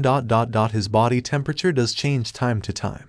Then afterwards he will look exhausted. So he was getting sick. Guren nods. You finally understood. Muzan clutches his covers. He shook his head. Was it ... My sickness had caused him that. His presence were darkening, making Guren uncomfortable. Muzan lifted his head and stared at the sunset that can be seen in his room's window. Will Sumiko die? Guren immediately stops his assumptions. Hold on Heka, nobody said your illness can be transferred. Priest Sumiko just have a bad fatigue, that's all. His supposed to be vacation in Kumotari Mountains had become a daycare instead. He finally said. Muzan's disturbance slowly faded by hearing the story behind further their friendship. Are you saying if I didn't come with him at his hometown he won't get tired? Guren is a bit surprised. He did not told you. That was indeed his vacation for 1 week. Should have been devoted to his own time, not yours. Muzan silently settled his worries within his own world as Priest Guren watches him without any further words. And yet, Sumiko, he invited me to go with him instead of resting and relaxing with his family. I see, I was too selfish ... Is this why I'm always punished? Behaving all his jealousy, his doubts, his worry. Fine, I will heed your advice to behave. Till then, please tell me more about Sumiko. I want to know his thoughts. Guren thought it will be bad to end it like this, so he added his personal opinion. I don't think I have any position to share that. However, basic information is fine ... Like, Priest Tanjiro Sumiko is about to file a resignation after your birthday to gather himself away from earthly needs. Muzan sarcastically chuckles. You are lying, right? But why? He had a mocking smile and thought Guren was making a bad joke, just like how unlikable his personality is. Guren ignored them as usual and bare no emotions in his words. We priests are not allowed to be too close to someone. Just being friends with you is enough to taint Priest Sumiko's oath with the Son of God. Ridiculous. You serious? Though it's starting to make Muzan to believe him. Guren's voice did not fade. Even so, Priest Sumiko pushed his selfishness ... just for his prayer for you to take effect. Muzan knew this man isn't messing with him now. You mean to be happy? Another firm nod. Yes, isn't being by Sumiko's side your happiness, Heka? Making Muzan feel bit guilty. I do, but also questioning it himself. Guren pressured him. Despite your illness, you were fighting against it so that you can spend time with him. That is something called strong will. Finally getting irate, Muzan growls in annoyance. What are you getting at? This counseling is over. It gives me headache. Guren did not feel any remorse and proceeded to summarize everything he had been babbling around the prince. To put it simply, Heka, if being with Sumiko is your medicine ... On Sumiko's part it is a poison. Please end your friendship with him. Grabbing Guren's collar aggressively, Guren is unfazed. How dare you order me around? Get out. Pushing him, Guren did not lose any balance. He simply fixed his kimono collar, then took his leave. Very well, but tomorrow you have no choice but to counsel with me again. King and Queen orders goodbye. Rest well Heka, shutting the sliding door. Muzan ruffles his own hair out of irritation. That reverie guy, suddenly feeling bad about everything when he shouldn't be, because he had the rights to take vacation. The priest of fire. Muzan's shoulders slumped down. I'm really poisoning Sumiko's health. Thinking about his own personality. If I stop being clingy ... will he not resign? Out of nowhere he urged to cough. Coughs. Muzan's eyes widened that he saw a very small droplet of BLD in his sheet. This, hurting in his throat. Muzan's vision went frenzy again as he dramatically scolds his life. If he was really my medicine, then why is that? And my vision is darkening. Coughs, coughs, more coughing. Muzan covered his mouth so strong that his stomach is curling. Stop coughing. Compose yourself. Gaining a little bit of control to his coughing, Muzan pathetically hurled at his futon. Gripping fist. Come back to me, Sumiko. I miss your presence of warmth. Hugging his own body for comfort. Muzan was feeling lonely. I feel so cold. If he was drifting away, I was getting perished slowly by my condition. I made up my mind to be controlled by my selfishness without shame if this was the case. Even if I make him cry, it doesn't matter. These are my rights for not obtaining a strong body. I'm not Muzan if I want be self-absorbed. May month finally ended. Muzan and Sumiko has not seen each other at all. Both locked themselves in their room to get better from their condition. A condition of feverish mutual understanding that puts fatigue, stress and confusion for them. It is about to become June 3rd, 11 p.m. Around here, Rengoku Tanjiro brought some fruit basket for Tanjiro Sumiko. He thought to cheer him up by giving him these. Turning at the corner to reach Sumiko's room. Sumiko, my boy, are you? His feet quickly stops. His body reacted to hide at the pillar that thankfully happened to be there. Badump, badump. His heart raced from being nervous. It was almost close call that he will be part of it. Kibutsuji-sama and Sumiko. Those ... Muzan wearing his white kimono with pink haori for men. Sumiko in his green and black checkered kimono. The two are awfully close. Deciding not to leave, Tanjiro eavesdrop. He heard a caring voice from the cold prince that has never shown him such acknowledgement. Sumiko, I heard you were sick. Have you recovered? I haven't seen you for 2 weeks. A relief smile were there. I have missed your service of prayer. He paced closer to the stiff Sumiko. Tanjiro can guess Sumiko wants to run away, but he still displayed a weak, polite smile. Muzan-sama ... My apologies. Yes, I was unwell. Sorry for not doing my job properly as your priest. I do not deserve only for Muzan to hugs him. Oh, Sumiko, making him silent. The important thing is you are back. Muzan patting Sumiko's head while hugging. Rengoku Tanjiro is triggered. Badump. Tanjiro knew he must leave, otherwise his feelings will just get uglier. Calm your flames, Tanjiro. It is not like they can be officially together ... He is not on the level of. Still unable to leave on spying the two. Sumiko was been released from Muzan's hug. Did Priest Guren and you ... had a good counseling session. Sumiko tried to play it cool. Muzan blankly stared down at the shorter one. It's okay. Sumiko noticed his presence was unusual ... as if something is making Muzan worried and undecided. Big brother vibes kicking in. Sumiko tried to invade Muzan's thoughts. Are you hiding something from me, Muzan-sama? However, Muzan shots back at him. Aren't you the one hiding something from me instead? Priest Sumiko. Surprised. Muzan's caring eyes turned shallow and hurt. You are avoiding me. I'm not dense. I may be sick with late reaction on someone else's presence on my surrounding.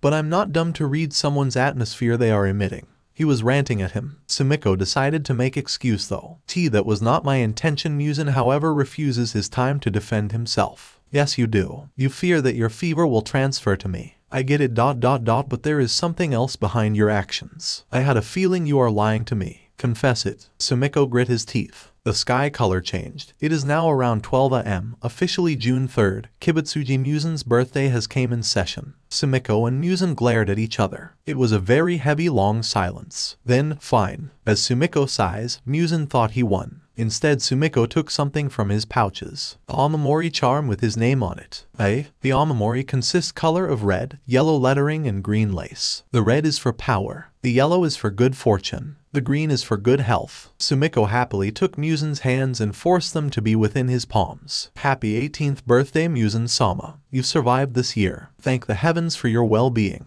Muzan narrowed his eyes further to do a death glare. It was getting on his nerves whenever Sumiko defies him like this. He had enough. He shouted, "Who cares about my birthday? I'm asking you, don't change the topic. Is it true that our relationship is toxic?" Almost afraid of Muzan's outburst, Sumiko tried to calm him down. Who told you that? Then Muzan stomps his feet and is being violent on himself. His body language show how much he was throbbing in anger. It doesn't matter who said it. I'm really a poison to you that just being with me ... you get sick. Demanding for attention, such selfishness displayed. Muzan doesn't have two-faced, he was just a child in an adult body it seems. You can't blame him, he lacks some humane activity. He cannot socialize with such body. But then again a selfish brat he was, it is still annoying. But Sumiko, I need you. You are my medicine. Sumiko had enough as well, forgetting the fact that he shouldn't treat the prince like this. Sumiko yells back, stop. He was furious as hell. Stop whining already. His sharp tongue made Muzan pause, then he snarled back. Phew. He was more hurt than ever. Sumiko ...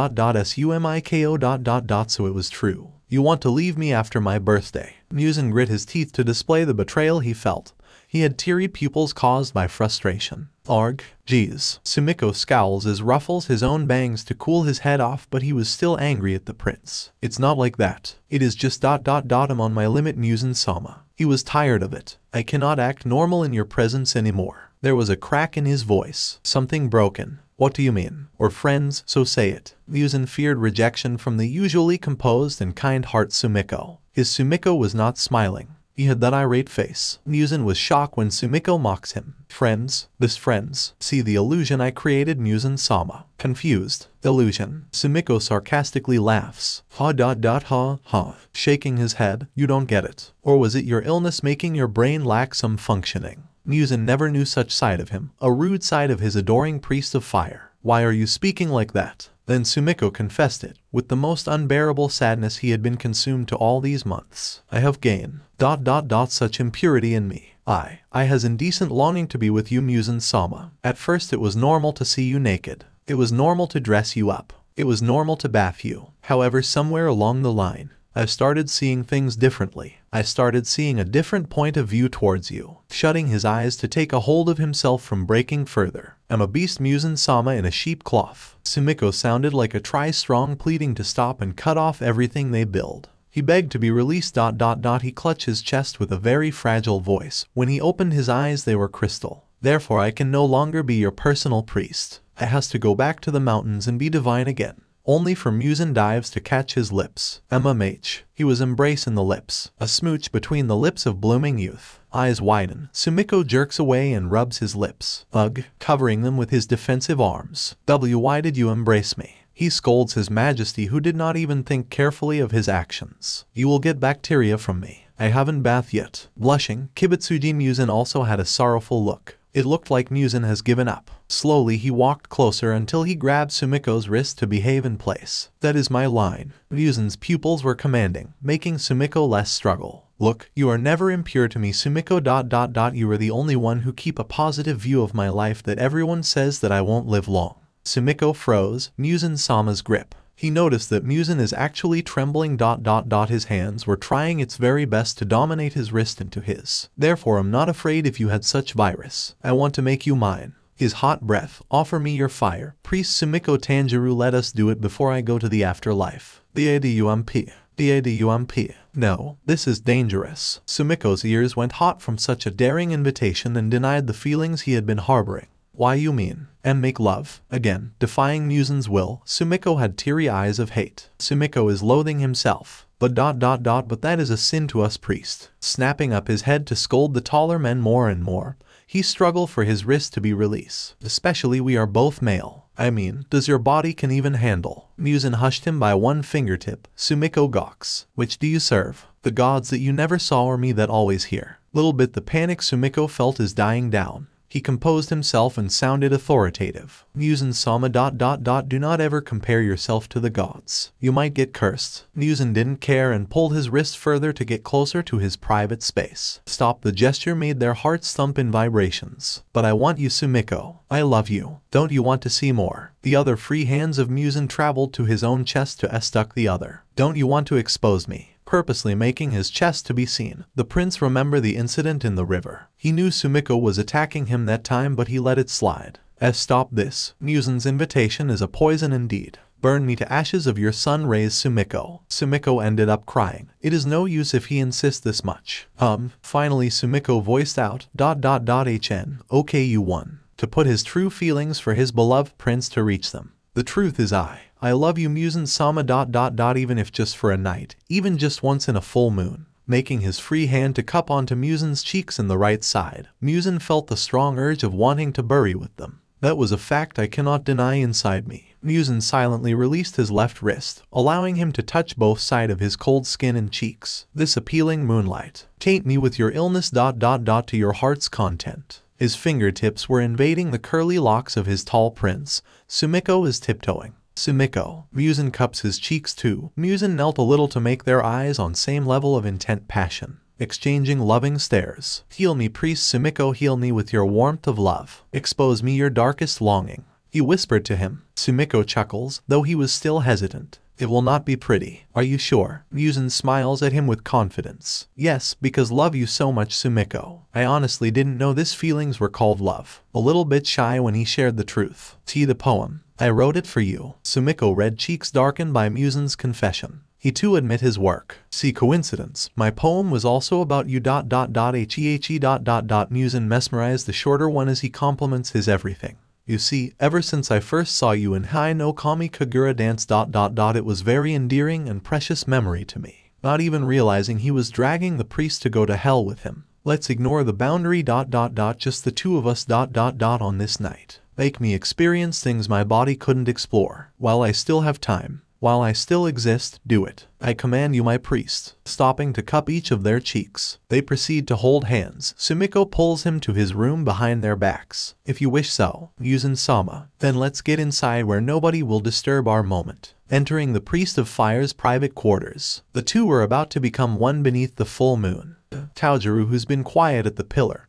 He gripped his fist to stop the flame burning inside him. THH, disgusted at the defeat, because he has not even tried to battle on. Oh, I lost my priest of fire, insulting his own weakness. I hate myself. Priest Rengoku Tanjiro. The fruit basket drops when a voice echoed behind him like an entity. It was motionless yet educating ones. Good eve. Startled gasp. Who's there? Turning around he spot a pale-skinned, tall man with long and spiky, black hair that he kept in a ponytail. His name is Tsukiguni Michikatsu. He wore a purple and black patterned kimono and black hakama breathed tied with a white cloth. He carried a sword at his waist that had crescent shapes in the space between the tsuka wrapping of the handle of his sword. He has prominent eyebrows and is notably less pale skin. His eyes had brown irises and normal whites. Clear as a human, they felt mysterious. T. the priest of moon. Michikatsu. Michikatsu is alike to Sumiko. He had a direct bond with the god of moon. At the age of 13, he had also danced the Tsukihira no Odori Mai ritual. It is a dance that displays a cold type of affection to the lonely world of moon god always felt. This dance were done in the middle of red spider lilies under a full moon. You can say it is like Heian no Kami Kagura dance, except this type of sword dance is offered to the moon god as said. The high priest Yubaeshiki's favorite priest of all. Since when did you arrive? There is something with Michikatsu's superiority that Tanjiro can't help but tremble before his presence. Michikatsu looks above the night sky and saw the moon shine the dark hallway. However, around the noted time of 12 a.m., soon the moon will fade. He was simple at his schedule. I'm here because it is around the year of the blue spider lily to bloom. It is my job to send prayers to the moon god, he says, and he looks at Tanjiro's troubled face. Gulping. Does ... the king and queen already been told by your visit? Tanjiro cannot understand the uneasiness he felt when this man approached him. Michikatsu still did not stray to his purpose and shared him without bearing any emotion. Almost alike to Guren. I send them a letter and they did not protest. Especially it is the young MSTR's birthday. I bet they want a full-force prayer to extend his life till he reached 20s. The only difference here is that Michikatsu is more intimidating by just standing there and speaking his thoughts. He was always serious. Is Kibutsuji-sama illness really a curse? Tanjiro knows his question has can of worms if someone else heard it. But they are confident that nobody else is here. After all, they are in the part of palace where priests were told to rest. Private quarters of theirs. Muzan's or the king and queen quarters are on the other building where the maids and guards are. Michikatsu acknowledges his honest curiosity, but he shrugs. Who knows, but one thing is for sure ... he will never reach his 20s. Even though Tanjiro hates the prince who took his precious fire from his flames, he finds Michikatsu's word rude. How can you say such things? Priest Michikatsu. Gaining the importance of his job, he lectured the priest of moon. You are a priest. You should be praying instead of. Michikatsu still sounds so serious. He cuts him off with logic, stating facts. Look, we serve the gods. Even if we pray for his health, it is up to the heavens if his body will continue to adapt to his sickness or he might start to crumble. Also there is you. Twitching a nerve, Tanjiro is getting irate. What about me? Still speaking formally, Michikatsu points at him with more slamming facts. You're tainted. Badump. Hey? Denying his raging flames, Tanjiro chuckles. It was half-heart. I don't know what you are talking about. Michikatsu steps forward, making Tanjiro steps back. The flame and fire are always close, and yet, even though his face was stoic, Tanjiro is frightened of Michikatsu's proud authority, as if he was actually teasing him to the edge. The torch of fire went away to shed some light to the gray moon. He says in a deep voice. Tanjiro's back reached the pillar without effort since he had been standing there while eavesdropping. It's not for me to decide. He smirks. Michikatsu, on the other hand, had a small confident smirk. It made Tanjiro gulp. I heard it too, you know, when they confessed to each other. How romantic and forbidden. Jaw drops. Tanjiro can't believe as he was spying the two, he was also being watched on. He was not alone, since Michikatsu said it so lightly without even disturb at the two loving each other that way. Tanjiro shook his head. Michikatsu can sense Tanjiro's heart is whimpering from such revelation, so he offered his hands for a handshake. What about this priest Rengoku? Want me to help you separate them? Looking at Michikatsu's chilling face. Because I myself is interested to become Muzan-sama's personal advisor. But by this time, he obviously won't replace the priest of fire now that they are deeply connected. Michikatsu finally smiled, but the smile hinted a tease of play. Let's make things right. Deal was Michikatsu's invitation. Tanjiro understands it now who exactly is Tsukaguni Michikatsu. Hearing the part where Michikatsu really wanted to be by Muzan's side, even though he previously babysat the spoiled heir, Tanjiro is interested a bit to see how much Michikatsu is obsessed for Muzan's attention. This person is not really a priest but a believer of Kibutsuji-sama. Wetting his lips, Tanjiro decides. That's. Meanwhile, inside the priest of fire room, the two had been embracing each other until there was no clothes left. They cannot hear anything else besides calling their names to exchange romance. You sure I can go in? Hovering above the prince, both were exposed. I want you to do it, Sumiko. I'm going to be alright. It may hurt. But I trust you. You're my priest. Muzan welcomed his love. He smiles back to the same degree of wanting. Okay, I will be gentle as much as possible. Sumiko entered Muzan's shrine. The shrine was narrow and delicate. Surprise gasp escaped the ringing bell. The bell shakes and shakes. This sensation. He never felt such pleasure and pain. It's strange. Grabbing the rope of the bell, the priest gently hushed the temple's raging bell. It's okay. The fireflies had appeared. The eyes of the innocent is filled with such wonder and excitement. Same time there was fear, for it never seen such many fireflies before. The shrine was filling up with offerings. The priest hushed again the temple holder. You are tearing up. Sorry, it hurts, right? After all, you did not have a healthy body for such activity. The temple holder who's in the shrine, assured that he will trust with the priest who's been counting up and down to his staircase. No, it's okay, I do not dislike it. Sumiko decided to snatch the offerings by his hands. He held them tight for comfort. Muzan-sama. Don't let go of my hands, okay? We will do it together. The shrine rings another loud bell as it felt the approaching of end is near. Sumiko.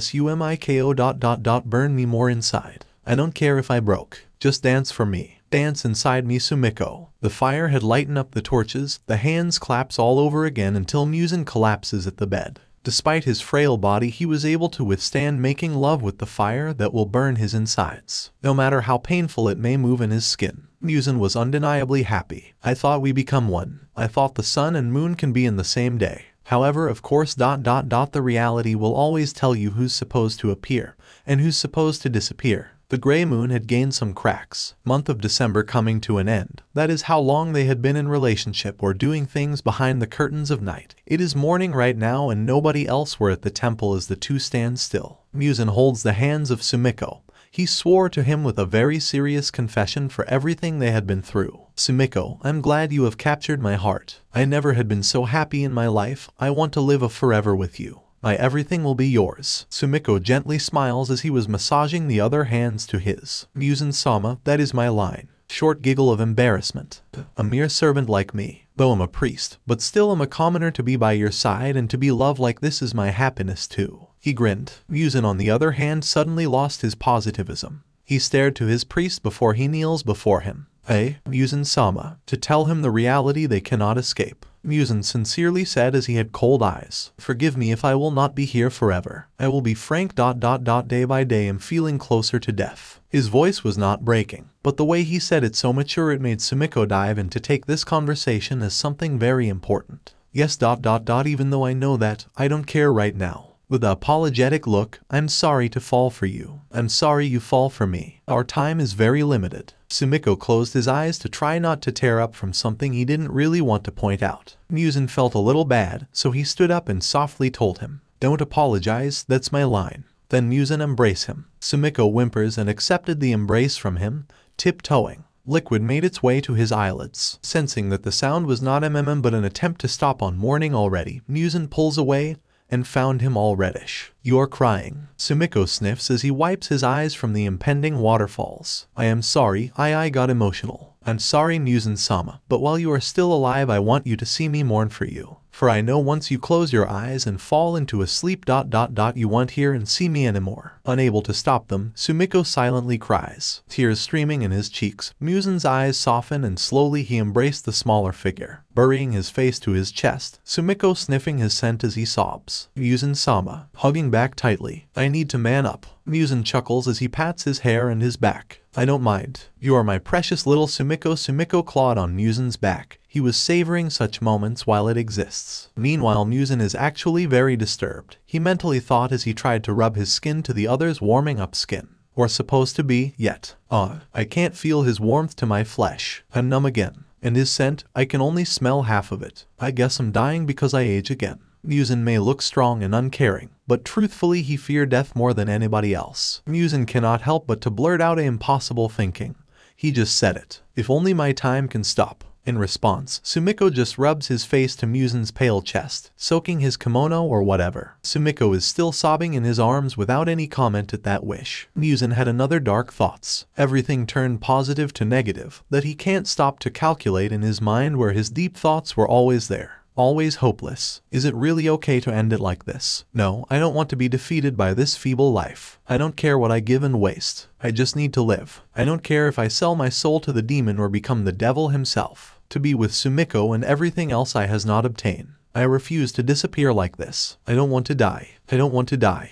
Thump, thump, bam, drum rolls. Right now is a meet and greet for all the available priests in the presence of His Majesty. "Thank you so much for praying for Kibutsuji clan," says the king and eyed each one of the present guests. Everyone on their priest robes. Priest of Moon Tsukaguni Michikatsu. Priest of Water Tomioka Guren. Priest of Flame Rengoku Tanjiro. Especially you. Priest of Fire Tanjiro Sumiko. If you are not aware, Michikatsu and Guren serves the moon of God. Then the flame and fire serves for the god of sun. That's how it works. So today's meeting is not unusual. The king was delighted to see a lot of force from them, believing his faith. The prayer for good health to come and fortune. That is what the king and queen is after. My heir has outlived his 18th birthday. Now what I would like is to appreciate first priest Michikatsu. The king smiles at him. Michikatsu bowed and thanked him formally. "Your kind words are appreciated to your highness." The king started to babble about their past connection with Michikatsu. "When our son was an infant. It is you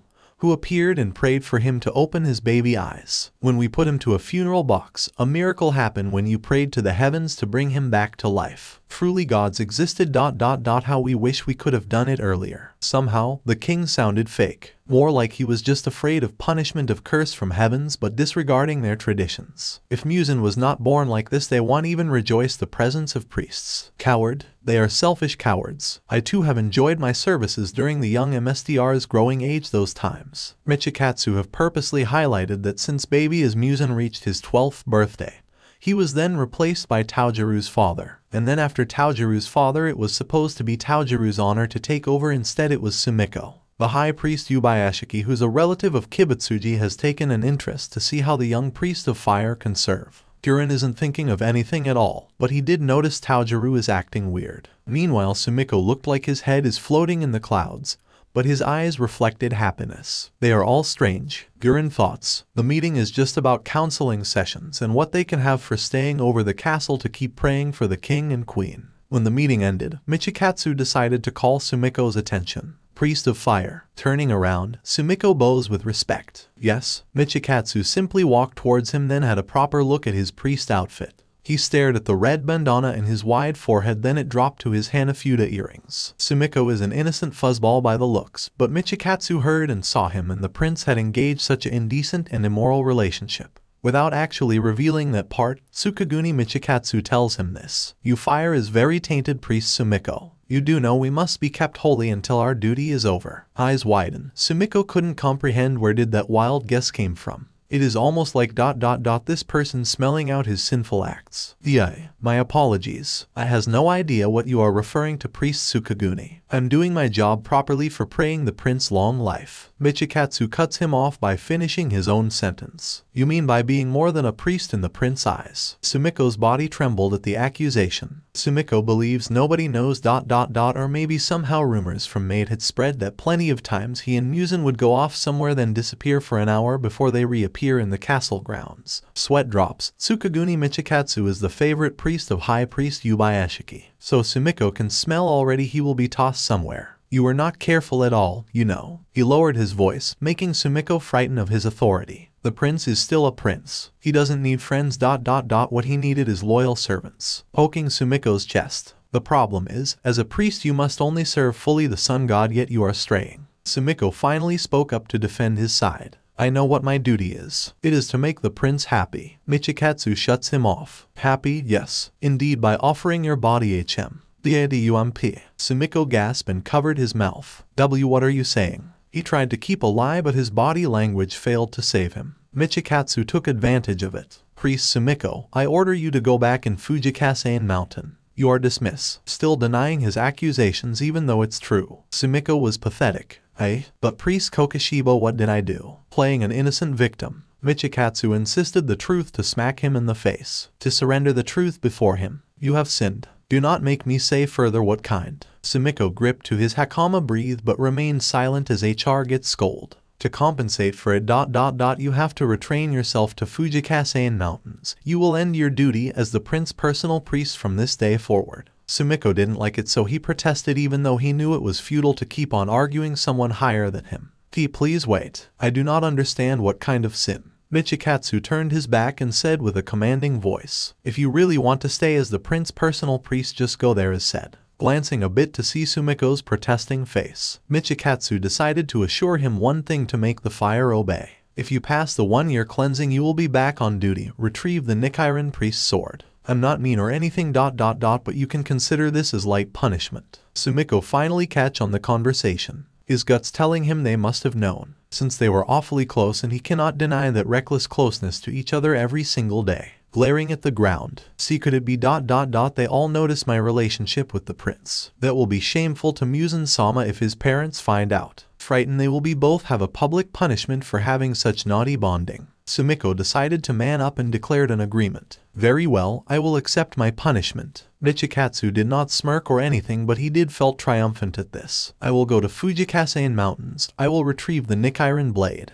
Then, I will return here as a better priest for his majesty. Bowing, I sign my words. May you be well, Priest Michikatsu. Sumiko turned his back, then runs away from a different direction. He did not bother to ask who will replace his position to pray over the prince, since ... It was obvious who will be up for the position. The original personal priests of his majesty. Tsukaguni Michikatsu will entertain Muzan-sama for 1 year. Talking to himself, I wonder if you can return before it is too late. Having a silent glare to the hallway, Sumiko has disappeared too. Priest of Fire. Tsukaguni Michikatsu has a hidden adornment to His Majesty Kibutsuji Muzan. We may be separated, but our bodies remember the sign of pleasure beneath the moon. Only then ... The smaller moon had joined the stars. Thank you for joining us on this incredible journey through What If Tanjiro Were Sumiko's reincarnation. I hope you found it as intriguing and thought-provoking as we did. A big shout out to Canon58 for crafting such a compelling story. Don't forget to check out their profile on AO3 for more amazing works. The link is in the description below. If you liked this video, please give it a thumbs up, share it with your friends, and don't forget to subscribe to Fanfic Fantasy if for more fascinating explorations into the world of fanfiction and fantasy. Your support helps us create more content like this, and we're always excited to hear your thoughts and suggestions in the comments section. See you guys in the next video.